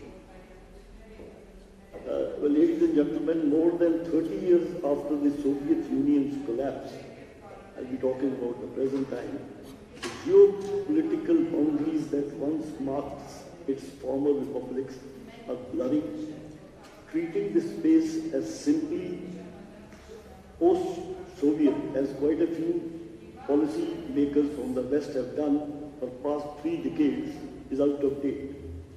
With the change in Russia's strategic priorities, including a major distraction due to the ongoing war in Ukraine, countries along the Russia's periphery have realized the hard way that they must learn to manage their relations without active support from Russia. The era of US absolute hegemony also, which started in 1991, has begun to fade. The transformation of global order from a unipolar system to multipolarity has begun. Along with the transformation of global security architecture, the regional orders are changing too. US focus on the Indo-Pacific region means less American involvement in the other regions. It in turn strengthens the role of regional players and strokes the rivalry for regional hegemony.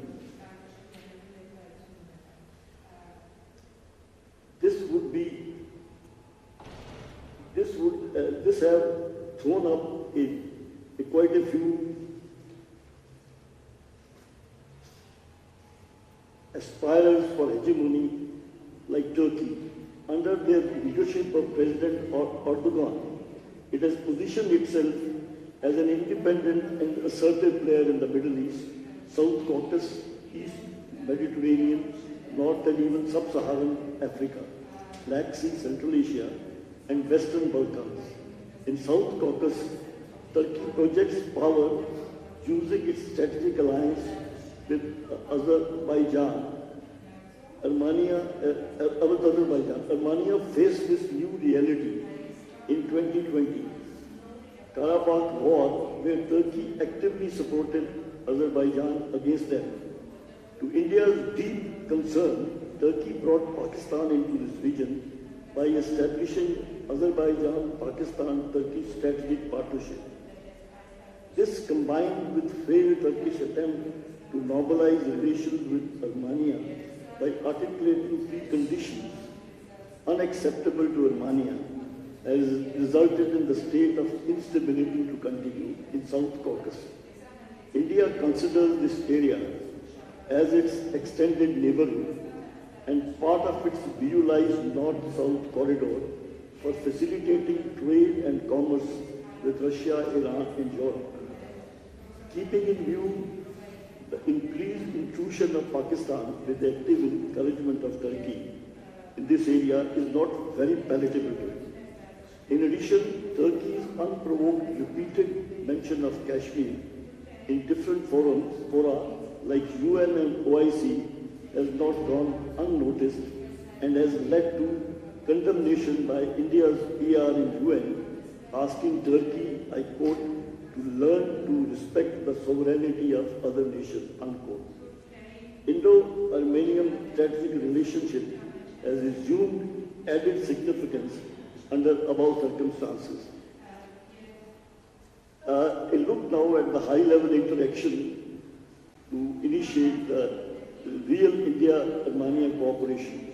In recent years, as has been mentioned, there has been palpable forward movement in the relations between the two countries, including through interaction at the highest levels. A new chapter in the bilateral relations can be said to have started with a meeting in New York on 25th September 2019 between the Prime Minister of India, Mr. Narendra Modi, and Prime Minister of Armenia on the sidelines of the high-level segment of the 74th United Nations General Assembly. A year later, as soon as the situation created by COVID-19 pandemic and Armenia's military contact with Azerbaijan having stabilized, the External Affairs Minister of India, Dr. S. Jaishankar, undertook an official visit to Armenia on 13th October 2021 and held extensive discussions with his counterpart in Armenia. In the preceding month, the two ministers had also met in Dushanbe on the sidelines of the meeting of Shanghai Cooperation. Both of them had yet another opportunity to meet in New Delhi on 20th April 2022, when Armenia's foreign minister visited India to participate in the Raizana dialogue on security.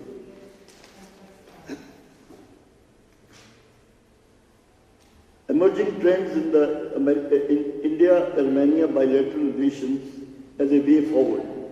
Even a cursory look at the bilateral developments between India and Armenia during the past 3 years, that is from 2019 to 22, would establish that Armenia is once again on the radar of India's foreign policy. And this in turn, this time it is with added vigor. The Armenian side has also stressed the strengthening relations with India as is one of their priorities of their foreign policy.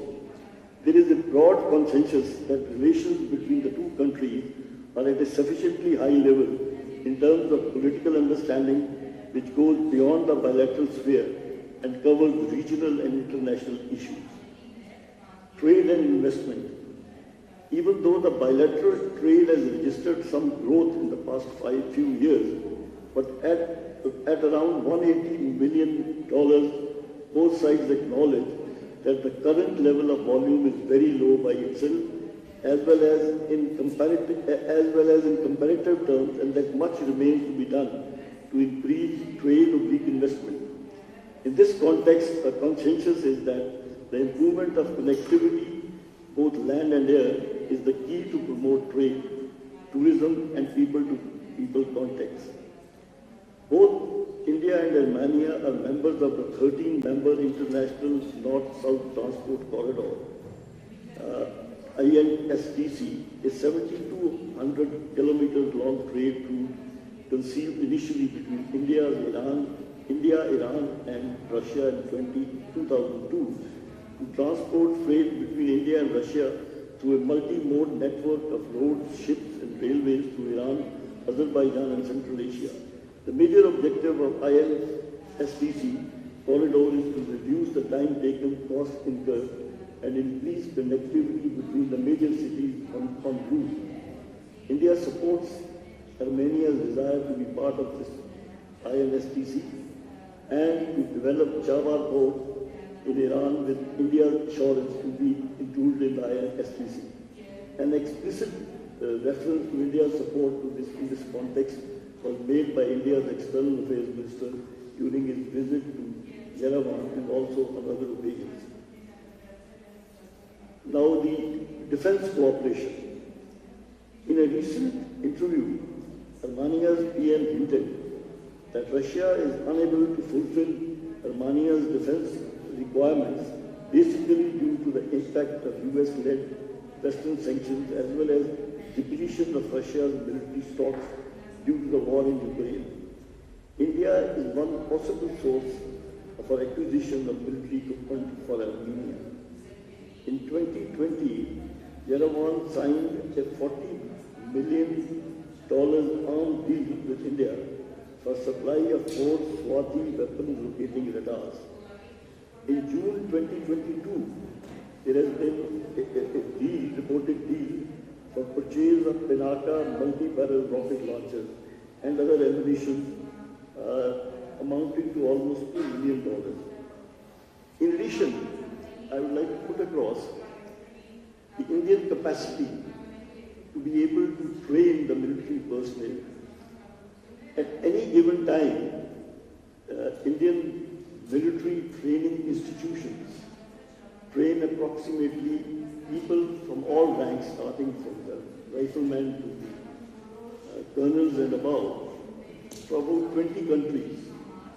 And we have the proud record of training almost 3 to 4 countries' armies from the scratch. The traditional Indian armed forces ethos is inculcated, is what we call taught to all these trainees, and that is to be real servants of the republics of the country and not to have ambitions, Napoleonic ambitions like our Western neighbors have. So this is one area which requires to be looked at in a very careful fashion. It would be possible for us to be able to impart training to the Armenian armed forces, both Army and the Air Force, in a very meaningful fashion. To be able to create an ethos. The equipment of the Armenians is also something similar to ours, because we also are equipped mostly with the Russian weapons. Although, of course, for the last about 10-15 years, a large percentage of the arms are also coming from the Western countries of the US. But we have the capacity to be able to use the equipment from both the blocks as well as the hybrid equipment. So I think this will make a very useful partnership as far as India is concerned.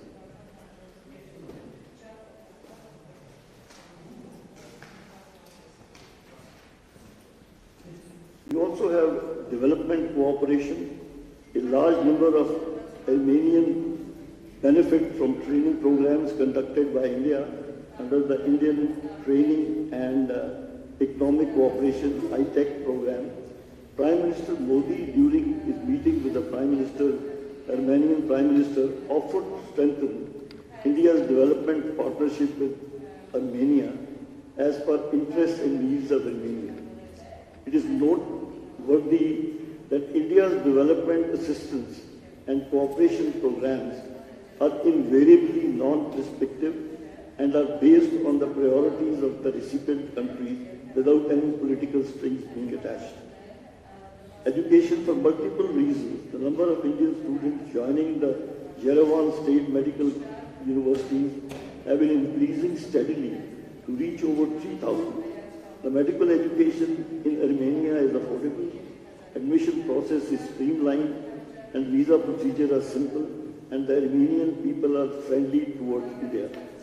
Through the Indian External Affairs Minister placed on record India's appreciation for the support extended by the Armenian authorities in the evacuation of Indian students during the COVID pandemic.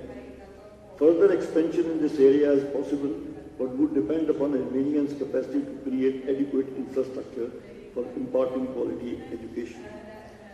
Global forums. India and Armenia have very often adopted coordinated and concerted efforts on issues of global dimensions at global fora and supported each other's candidature. During the meeting with the PM of Armenia in September 2019, PM Modi made it a point to thank Prime Minister of Armenia for consistent support for India's candidature for the permanent membership of the expanded UN Security Council. In a nutshell, in recent years, both India and Armenia faced numerous challenges, often on account of reasons beyond their control. The flip side of the story, however, is that two countries have managed to tide over difficult situations with flying colors. Challenges are not yet over, but were resolved to face them with firmness and easily discernible. On the bilateral front, there was a definite and palpable forward movement reflected in enhanced interaction at political and official level, which in turn resulted in the emergence of a roadmap for future. The challenge now is to sustain this momentum and translate the excellent political understanding into imparting specific substance and content, particularly in the area of trade and environment. I would like to end my intervention by highlighting the recent statement of PM Modi during the concluding session of the recent SCOP. He had mentioned to President Putin that this is not the era of war. India firmly believes in this dictum and would continue to strive for dialogue and negotiations to resolve different disputes instead of escalating them to armed conflict. But India also believes that being prepared for all contingencies, both in economic and security fields, is an imperative for continued stability and for peace. To prevent war, you have to be prepared for it. Thank you so much. Last but certainly not least is Dr. Gohar Iskandarian, Head of Department of Iran at the Institute of Oriental Studies here at the National Academy of Sciences at Armenia, speaking on the importance of the North-South Transport Highway for Armenia. Շնորհակալություն, ձեր թույլտվությամբ ես ելույթ կունենամ ամբիոնից, որովհետև պատրաստել եմ մի փոքր նաև պրեզենտացիա, որովհետև հյուսիս-հարավի մասին խոսելիս երևի ճիշտ կլիներ քարտեզի վրա նայել եւ տեսնել, թե ինչպիսի զարգացումներ կան։ Բայց միևնույն ժամանակ մինչ այնտեղ հասնելու ուզում եմ շնորհակալություն հայտնել կազմակերպիչներին եւ ուզում եմ նշել, որ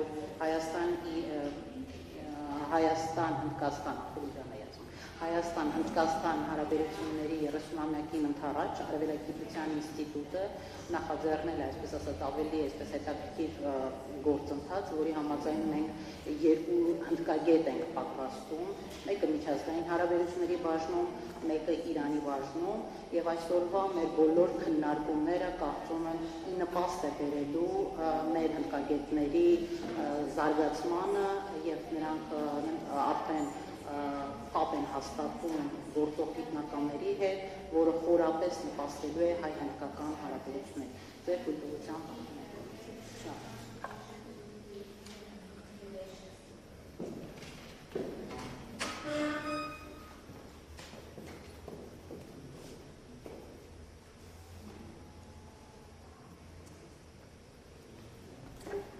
She is getting her presentation ready. I would just like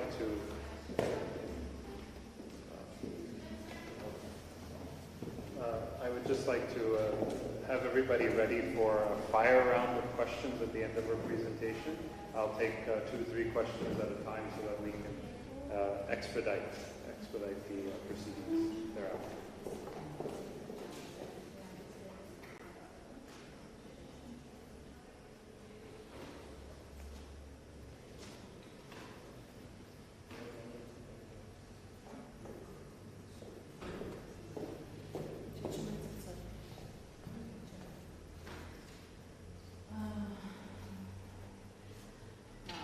այսօր խոսելու ենք հյուսիս-հարավ տրանսպորտային ճանապարհի կարևորությանը Հայաստանի եւ Իրանի մասով, բայց ինչ ուսումնասիրությունը այսպես սկզբնականը դրա մասին պետք է լիներ, բայց հասկանալի դարձավ, որ անհնար է հյուսիս-հարավ ծրագրի մասին խոսել եւ խորությամբ չուսումնասիրել, թե ինչպիսի զարգացումներ է տեղի ունենում տարածաշրջանում եւ ինչպես է ծրագրում տարածաշրջանային գործընթացները ապագայում։ Երկրորդ համաշխարհային պատերազմից հետո աշխարհը ըստ էության բաժանվեց երկու բևեռի։ Մինչդեռ Հնդկաստանը որդեգրեց չեզոքության քաղաքականություն, ինտեգրվելով չմիավորման շարժմանը։ Սակայն 1955 թվականին Հնդկաստանի վարչապետի այցը ԽՍՀ որոշակի փոփոխություն մտցրեց հարավարևելյան Ասիայի երկրների աշխարհաքաղաքական կոնյունկտուրայում։ Հնդկաստանի այս քայլը ակնհայտորեն դուր չեկավ կոմունիստական Չինաստանին։ Այդ շրջանից մինչ ԽՍՀ փլուզումը Հնդկաստանը ակտիվ առևտրատնտեսական եւ գիտական կապերի մեջ էր ԽՍՀ-ի հետ եւ մեծ հետաքրքրություն ունենալով հատկապես միջինասիական երկրների նկատմամբ ԽՍՀ փլուզումից անմիջապես հետո ԽՍՀ-ն երկայնքով մեկ երկրները սկսեցին փորձել իրենց ազդեցությունը տարածել նորանկախ երկրներում։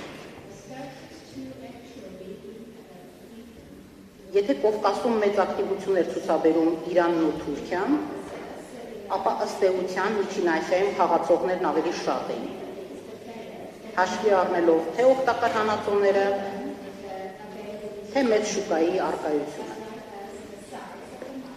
Միջին Ասիայում մեծ հետաքրքրություն ցուցաբերեց Թուրքիան, հղում անելով մեկ ազգաղափարի վրա, առավել նվազ չափով ինքնադրսևորվեց Իրանը։ Միջին Ասիայում իր ազդեցությունը սկսեց մեծացնել ինչպես Չինաստանը, այնպես էլ Հնդկաստանը, որը ցանկանում էր իր տեղն ու դերը ունենալ միջինասիական շուկայում։ Բայց քանի որ չուներ ուղղակի սահման միջինասիական երկրների հետ, այն հիմնականում պետք է իրականացվեր կամ Պակիստանի, կամ Չինաստանի տարածքով։ Երկու երկրներն էլ բնականաբար շահագրգիռ չէին Հնդկաստանին աջակցելու գործում։ 2001 թվականի սեպտեմբերի 11-ի ԱՄՆ-ի ահաբեկչությունից հետո Հնդկաստանը սկսեց ակտիվորեն համագործակցել ԱՄՆ-ի հետ Պակիստանից եկող իսլամական ահաբեկչության դեմ։ Պակիստանն էլ խորացրեց հարաբերությունները Չինաստանի հետ։ 2015 թվականին, երբ Իրանի իշխանությունները կարողացան Վիեննայում միջուկային ոլորտում համաձայնագիր կնքել, Հնդկաստանն առաջին երկրներից էր, որ փորձում էր խորացնել համագործակցությունը Իրանի հետ։ Շատ լավ պատկերացնելով այն հնարավորությունները, որ կարող է օգտվել Իրանի հետ համագործակցության արդյունքով։ Դա ոչ միայն կլուծեր Հնդկաստանի էներգետիկ անվտանգության խնդիրները, իրանական էներգետիկ ռեսուրսների միջոցով, այլ նաև Հնդկաստանը հնարավորություն կստանար ելք ունենալ ինչպես Ռուսաստան, այնպես էլ Իրանի տարածքով դեպի միջինասիական շուկաներ։ Այս ամենն առավել կառուցողական հիմքերի վրա դնելու համար Հնդկաստանի վարչապետ Մոդին 2016 թվականին ժամանեց Իրան։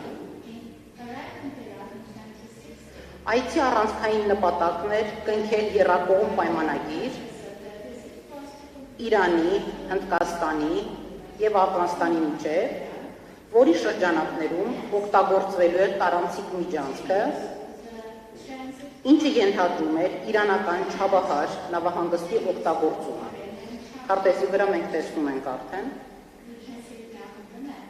Ճանապարհը ենթադրվում էր անցնել Չաբահար, Զահեդան, Զարանջ ուղղությամբ, որով Աֆղանստանին թույլ կտար այս ճանապարհի միջոցով ուղիղ դուրս գալ ծով, իսկ Հնդկաստանի Միջին Ասիա։ Սա Հնդկաստանի համար խիստ կարևոր հյուսիս-հարավ ճանապարհի մի մասն էր։ Մյուս մասը ակնկալվում էր անցկացնել Իրան, Ադրբեջան, Ռուսաստան եւ որպես ալտերնատիվ ճանապարհ Իրան, Հայաստան, Վրաստան եւ արդեն Ռուսաստան կամ Եվրոպա։ 1999 թվականին հայտնի դարձավ Հնդկաստանը Իրանի միջոցով Բալթյան երկրներին կապելու ծրագիրը,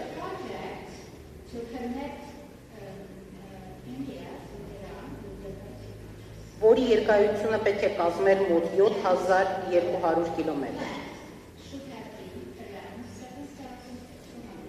2000 թվականին Սանկտ Պետերբուրգում ստորագրվեց Հյուսիս-Հարավ միջանցքի ստեղծման միջկառավարական համաձայնագիրը։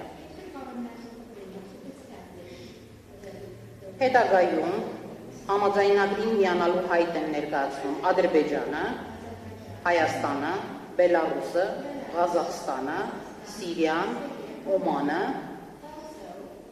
Հայաստանը Հյուսիս-Հարավ միջազգային տրանսպորտային միջանցքի վերաբերյալ միջկառավարական համաձայնագրին միացավ 2006 թվականին։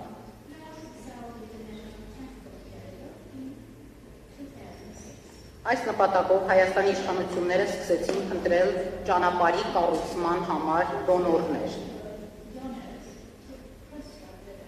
Ծրագիրն առաջին օրվանից ունեցավ ռազմավարական նշանակություն, որի նպատակն էր հարևան երկրների հետ հաղորդակցման ուղիները հեշտացնել, որի շնորհիվ Հայաստանը ելք կունենա Կենտրոնական Ասիա և եվրոպական շուկաներ։ Դրանից զատ կզարգացներ տուրիզմը։ Ինչն էլ իր հերթին կնպաստեր երկրի տնտեսության զարգացմանը։ Կառավարությունը իր առջև նպատակ էր դրել երկրի հարավային սահմանը մեղրին կապել հյուսիսային դարպաս Բաղրային։ Ճանապարհի կառուցման մեկնարկը տրվեց 2012 թվականին և նախատեսվում էր, որ ծրագիրը կավարտվի 2016-18 թվականներին, կառուցելով ընդհանուր առմամբ 556 կիլոմետր։ Սակայն 2018 թվականի համատեղ գործողությունների համապարփակ ծրագրից Joint Comprehensive Plan of Action ծրագրից ԱՄՆ-ի փաստացի միակողմանի դուրս գալուց հետո Նյու Դելին ցանկացավ մեծ գումարներ ներդնել Իրանի տնտեսության մեջ, քանի որ դրա պատճառով կարող էր ընկնել ԱՄՆ-ի երկրորդային պատժամիջոցների տակ։ Այդ մասին գրեցին իրանական մամուլը ևս։ ԱՄՆ-ի այս պատժամիջոցները ստիպեցին Իրանին դիտարկել Չինաստանին որպես ռազմավարական գործընկերոջ, ինչի արդյունքում էր 2021 թվականին Իրանն ու Չինաստանը կնքեցին 25 տարվա ռազմավարական պայմանագիր։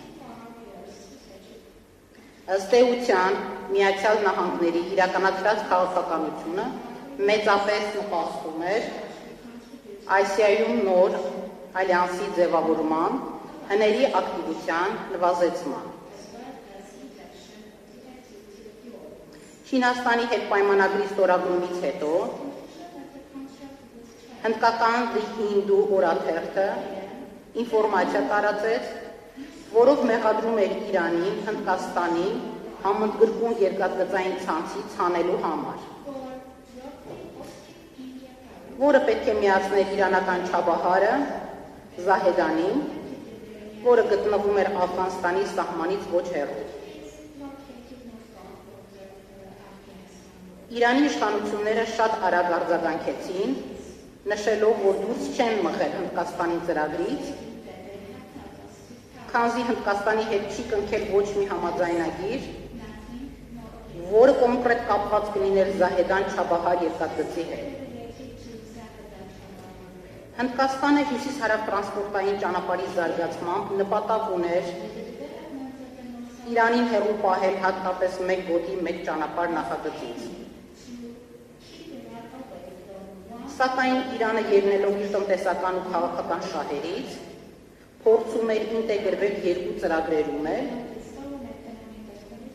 և փորձում էր նպաստել այս ծրագրերի իրար լրացմանը իշահիրը։ Ըստ էության Թեհրանը փորձում էր օգտագործել չին-հնդկական մրցակցությունը իր օգտին տարածաշրջանում իր կարգավիճակը բարձրացնելու համար։ Սակայն այս պահին տեսնում ենք, որ Հնդկաստանի դիրքերը ցավոք թուլանում են Չաբահարում։ 2019 թվականին Հնդկաստանը դադարեցրեց նավթ գնել Իրանից։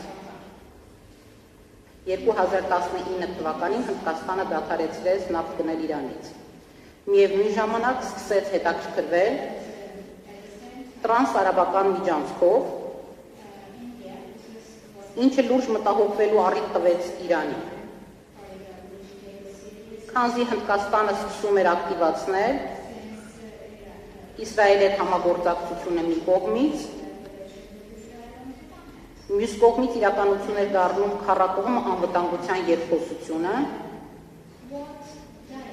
կամ այլ կերպ ասած Քուադը, ինչը ըստ էության ռազմավարական համաձայնություն էր Ավստրալիայի, Հնդկաստանի, ԱՄՆ-ի և Ճապոնիայի միջև։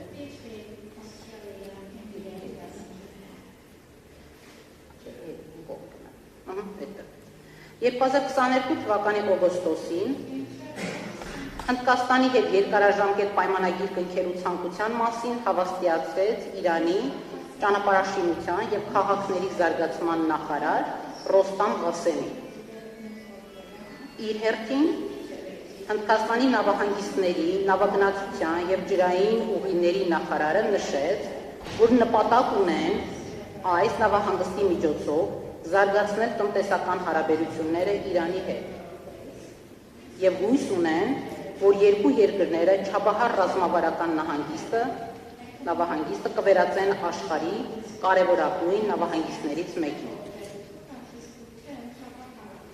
Հատկանշական է, որ 2018 թվականից ըստ էության Հայաստանում դադարեցված հյուսիս-հարավ ճանապարհի կառուցման հիմնական աշխատանքները վերսկսվեցին 2021 թվականի երկրորդ եռամսյակից հետո։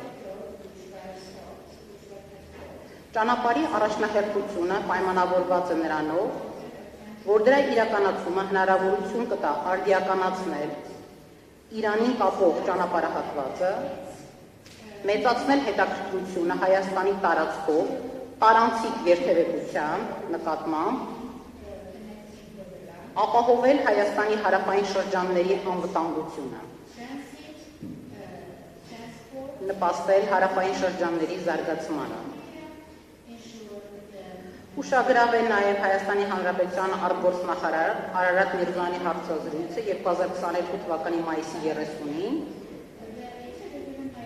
հնդկական Փիոն լրատվամիջոցին, որտեղ նա նշել էր, մեջբերում եմ նրա խոսքերը. Մենք շահագրգռված ենք զարգացնել մեր երկխոսությունն ու համագործակցությունը հյուսիս-հարավ միջազգային տրանսպորտային միջանցքի նախագծի, Չաբահար նավահանգստի, ինչպես նաև Պարսից ծոց, Սև ծով միջազգային տրանսպորտային միջանցքի շրջանակներում։ Եվ այս հարցում նույնպես շփվում են այլ գործընկերների հետ։ Հայաստանն այս միջանցքում Հնդկաստանի ներուժը ու հեռանկարային դերը համարում է բավական նշանակալի։ Այս առումով մենք նաև ողջունում ենք հնդկական ընկերությունների ակտիվ ներգրավվածությունը Հայաստանի ենթակառուցվածքային ծրագրերում։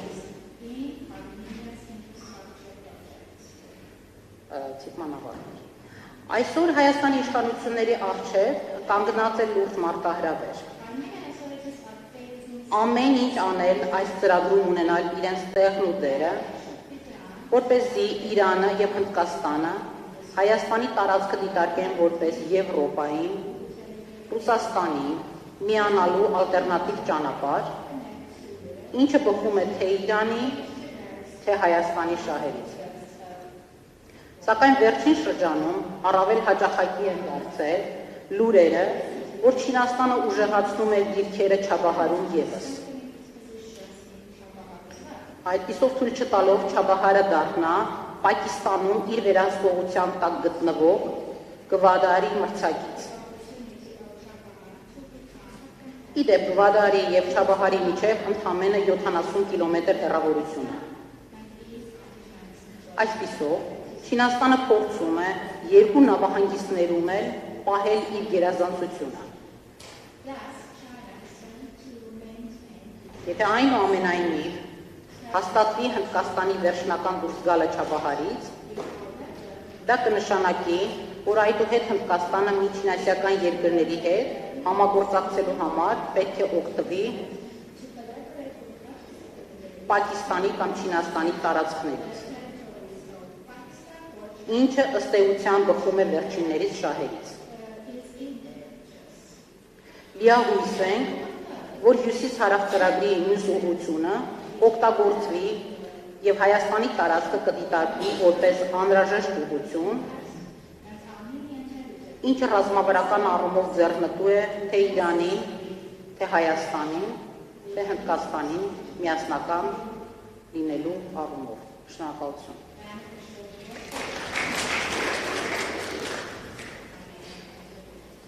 Thank you very much, Doctor. So, as I said before, if we can take all the questions together, and please keep them to questions, then we can expedite our Q&A round.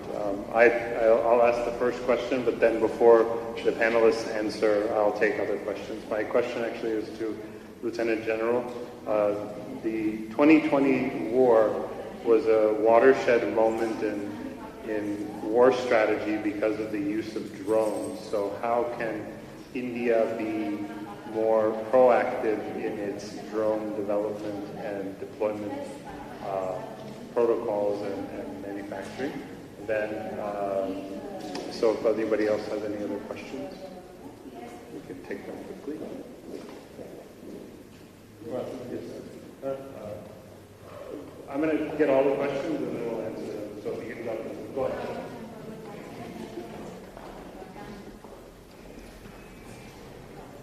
Շնորհակալություն Արմեն Պետրոսյան, օրբելի վերլուծական կենտրոն։ Նախ ցանկանում շնորհակալությունս հայտնել կազմակերպիչներին այս անչափ կարևոր միջոցառման համար եւ հույս ունենանք, որ այստեղ հնչեցված շատ կարևոր կարծիքները, առաջարկները նաեւ տեղ կգտնեն պրակտիկ քաղաքականության ոլորտում։ Այստեղ հնչած տեսակետներից մենք կարող ենք արձանագրել նաեւ խնդիրներ, որոնք ցույց են տալիս Հայաստան, Հնդկաստան ռազմավարական նշանակության հարաբերությունները ավելի զարգանալու, խորանալու եւ բարձրաձայնված խնդիրներն դրա վառ օրինակն են, օրինակ վերջին զեկույցի ընթացքում Տիկին Իսկանդարյանի նշած Իրանի եւ Հնդկաստանի միջև առաջացած այդ խնդիրներն դրա վառ ապացույցն են եւ կարծես թե այս իրողությունները հիմք են ստեղծում նաեւ այլ նախաձեռնությունների, օրինակ նման միջոցառումները դարձնել եռակողմ ներգրավելու նաեւ իրանական կողմին, որտեղ հասկանալով աշխարհագրական դիրքերի հետ կապված խնդիրները Հնդկաստան, Հայաստան առավել խորը համագործակցությունը պահանջում է նաեւ գործընկերների հետ ուրեմն ավելի սերտ համագործակցություն, համակարգված համագործակցություն, քանի որ ժամանակի խնդիր ունենք, ես երկու արագ հարց ձևակերպեմ։ Պարոն Բաբախանյանը իր խոսքում շատ կարևոր ուղղություն առաջարկեց երկկողմ համագործակցության երկու երկրների սփյուռքների միջև եւ իր խոսքում պարոն Բայբուրցյանը լավ օրինակ դրեց իր աշխատանքային պրակտիկայից Միացյալ Նահանգներում Հնդկաստանի գործընկերոջ հետ, հա, արդյոք հնարավոր չէ սա ֆորմալ առումով դարձնել ֆորմալ համագործակցության ինչ-որ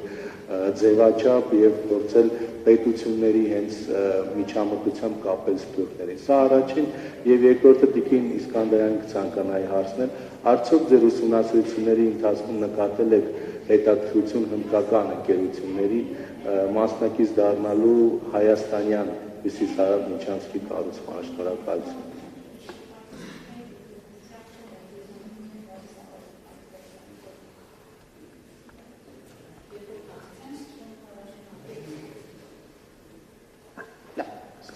Ինձ ուղղված հարցից, քանի որ ես իրանագետ եմ, ես ավելի խորամուխ եմ լինում Իրանում տեղի ունեցող գործողությունների եւ դրանց կապի հետ Հայաստանի հետ կապված։ Հնդկական գործընկերների հետ կապված, որպես այդպեսին բավարար ինֆորմացիա ես ունեմ, բայց հղում անելով մեր արտաքին գործերի նախարարի ելույթը ակնհայտ է դառնում, որ այո կան խմբեր եւ ցանկության դեպքում պետք է համագործակցենք եւ կարողանանք խորացնենք այս հարաբերությունները։ Ցավոք մենք դեռ այսպես ասած մեր ինստիտուտի հնդկագետները դեռ այնքան մեծ որակավորում չունեն, որ կարողանան այս հարցին պատասխանել։ Իրանի հետ կապված հարցերին ես կարող եմ պատասխանել։ Հնդկաստանի ցավոք այս բան չեմ կարող։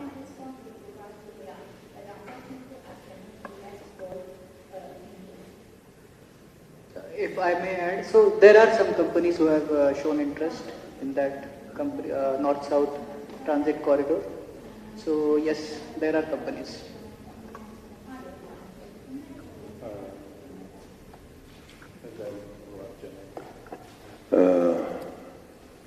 Խոսքը եթե գնում ես Սփյուռքի կառույցների մեր համագործակցության մասին, ես կարող եմ ասել, ինչպես եւ նշեցի իմ ելույթում, որ անշուշտ դա մեծապես կախված է մեր միջպետական հարաբերություններից եւ ուղղակի մեզ պետք է ինստիտուցիոնալացնել այդ ֆորմատը հարաբերությունների, որը մեզ համար արդեն բավական կարևոր է դառնում եւ քանի որ իսկապես շատ անելիքներ ունենք նախ եւ առաջ ամենակարևոր ուժի կենտրոններում, որտեղ ներկա են երկու մեր ժողովուրդները։ Խոսքը գնում է իհարկե առաջի հերթին Ամերիկայի Միացյալ Նահանգների մասին, որտեղ հնդկական Սփյուռքի կարկառուն ներկայացուցիչ, որը նստած է ձեր կողքին եւ լիովին սատարում է այդ գաղափարը, մենք իսկապես շատ անելիքներ ունենք եւ դա կարող է դառնալ շատ հետաքրքիր եւ շատ կարեւոր մի ֆորմատ, որին ես հույս ունեմ եւ արդեն նախադրյալներ էլ կան այդ հույսի համար, որ կմիանան նաեւ բավական հզոր հունական Սփյուռքի կառույցները, անշուշտ Հունաստան, Կիպրոս միասին, ինչու՞ չէ նաև հրեական կառույցները կարող են միանալ շատ հարցերում համագործակցելով միասին, իսկ դա բավական լուրջ ուժ կարող է դառնալ թե ազդեցության առումով որոշումներ ընդունելու հարցերում եւ թե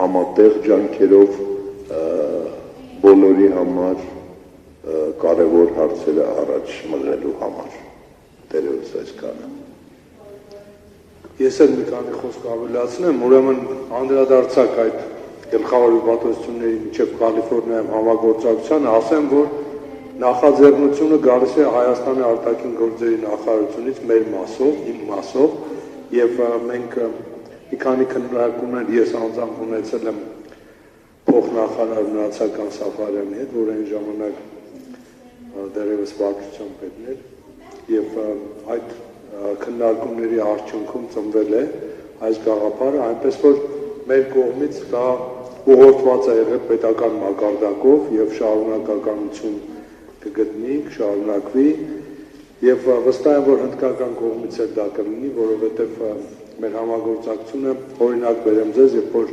ասենք Հնդկաստանի դեսպանը Վաշինգտոնից այցելում էր Լոս Անջելես, Սան Ֆրանցիսկո, Լոս Անջելես, անմիջապես իմ գործընկերը զանգարեց ինձ, ասաց, որ անպայման հանդիպենք քննարկելու նաեւ այս ֆորմատով։ Ինչ վերաբերում է Միացյալ Նահանգների սփյուռքերի միջև համագործակցությանը, գաղթօջախների, շատ թույլ է այդ համագործակցությունը այսօրվա վիճակով, իրականությունը պետք է տեսնենք, 4.5 միլիոնոց հնդկական համայնքը, որ շատ զորավոր է Միացյալ Նահանգներին, իսկապես շատ զորավոր, եւ վերջին շրջանում համայնքի ուժը, կարողությունը երևում է գրեթե բոլոր բնակավարներում եւ 1.5 գրեթե 1.5 միլիոնոց հայ համայնքը դեռևս առաջին քայլերն են կատարում ուրեմն ինստիտուցիոնալ համագործակցություն հաստատելու։ Մենք մի քանի Ամերիկայում համայնքների հետ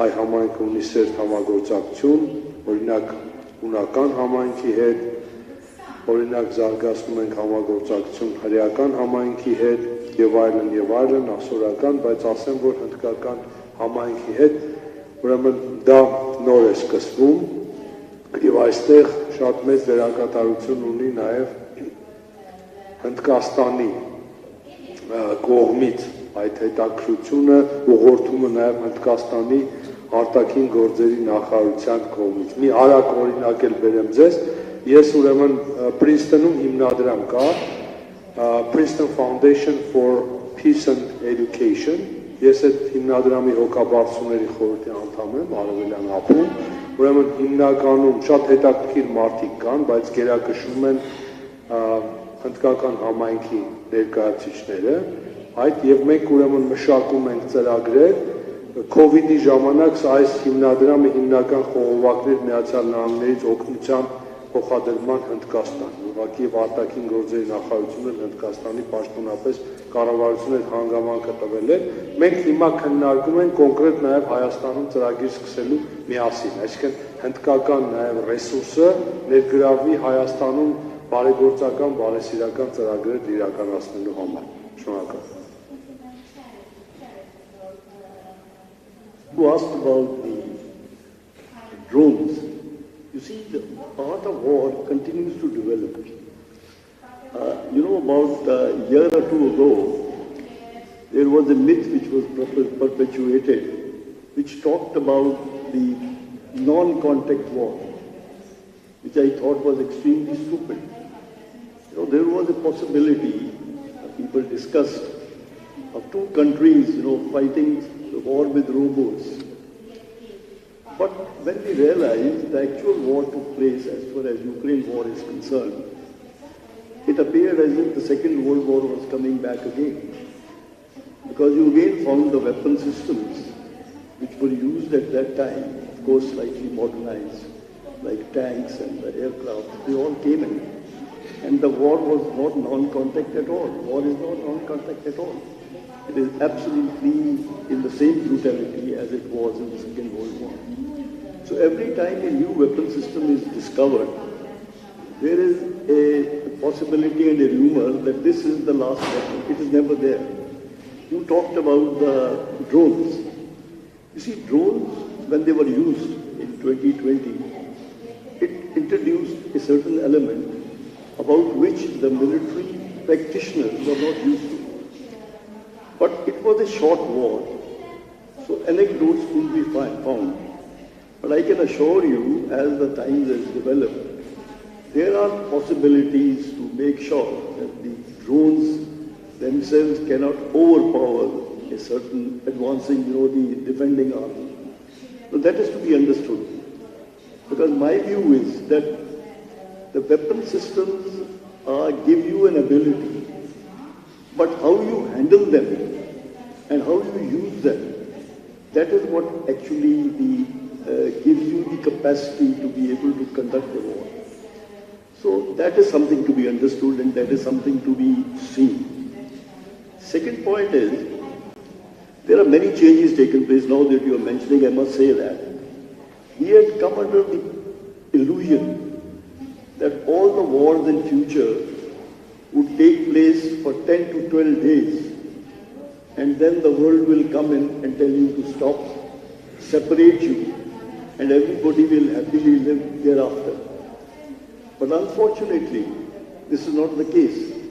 So what we see in the present war, which is Ukraine conflict, which once again I thought that the Russian assessment was a slightly wrong assessment. I'm just saying slightly.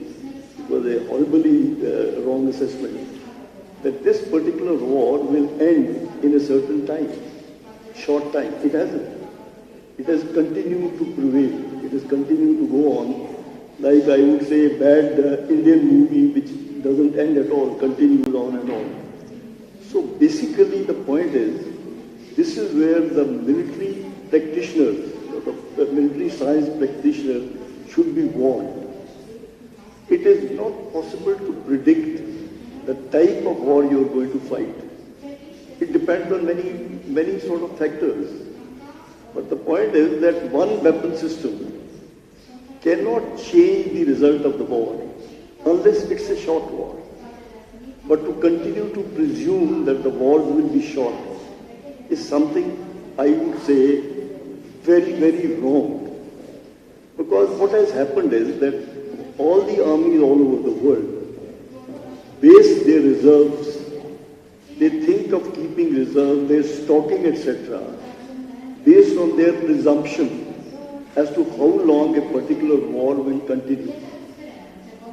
So you see, if supposing you have calculated that if you go to war with X country, you calculate, your assessment comes to that this war will probably last for 20 days before people intervene and it comes to an end. So based on your assessment, you cater for the reserves because the wars are fought on the stocks.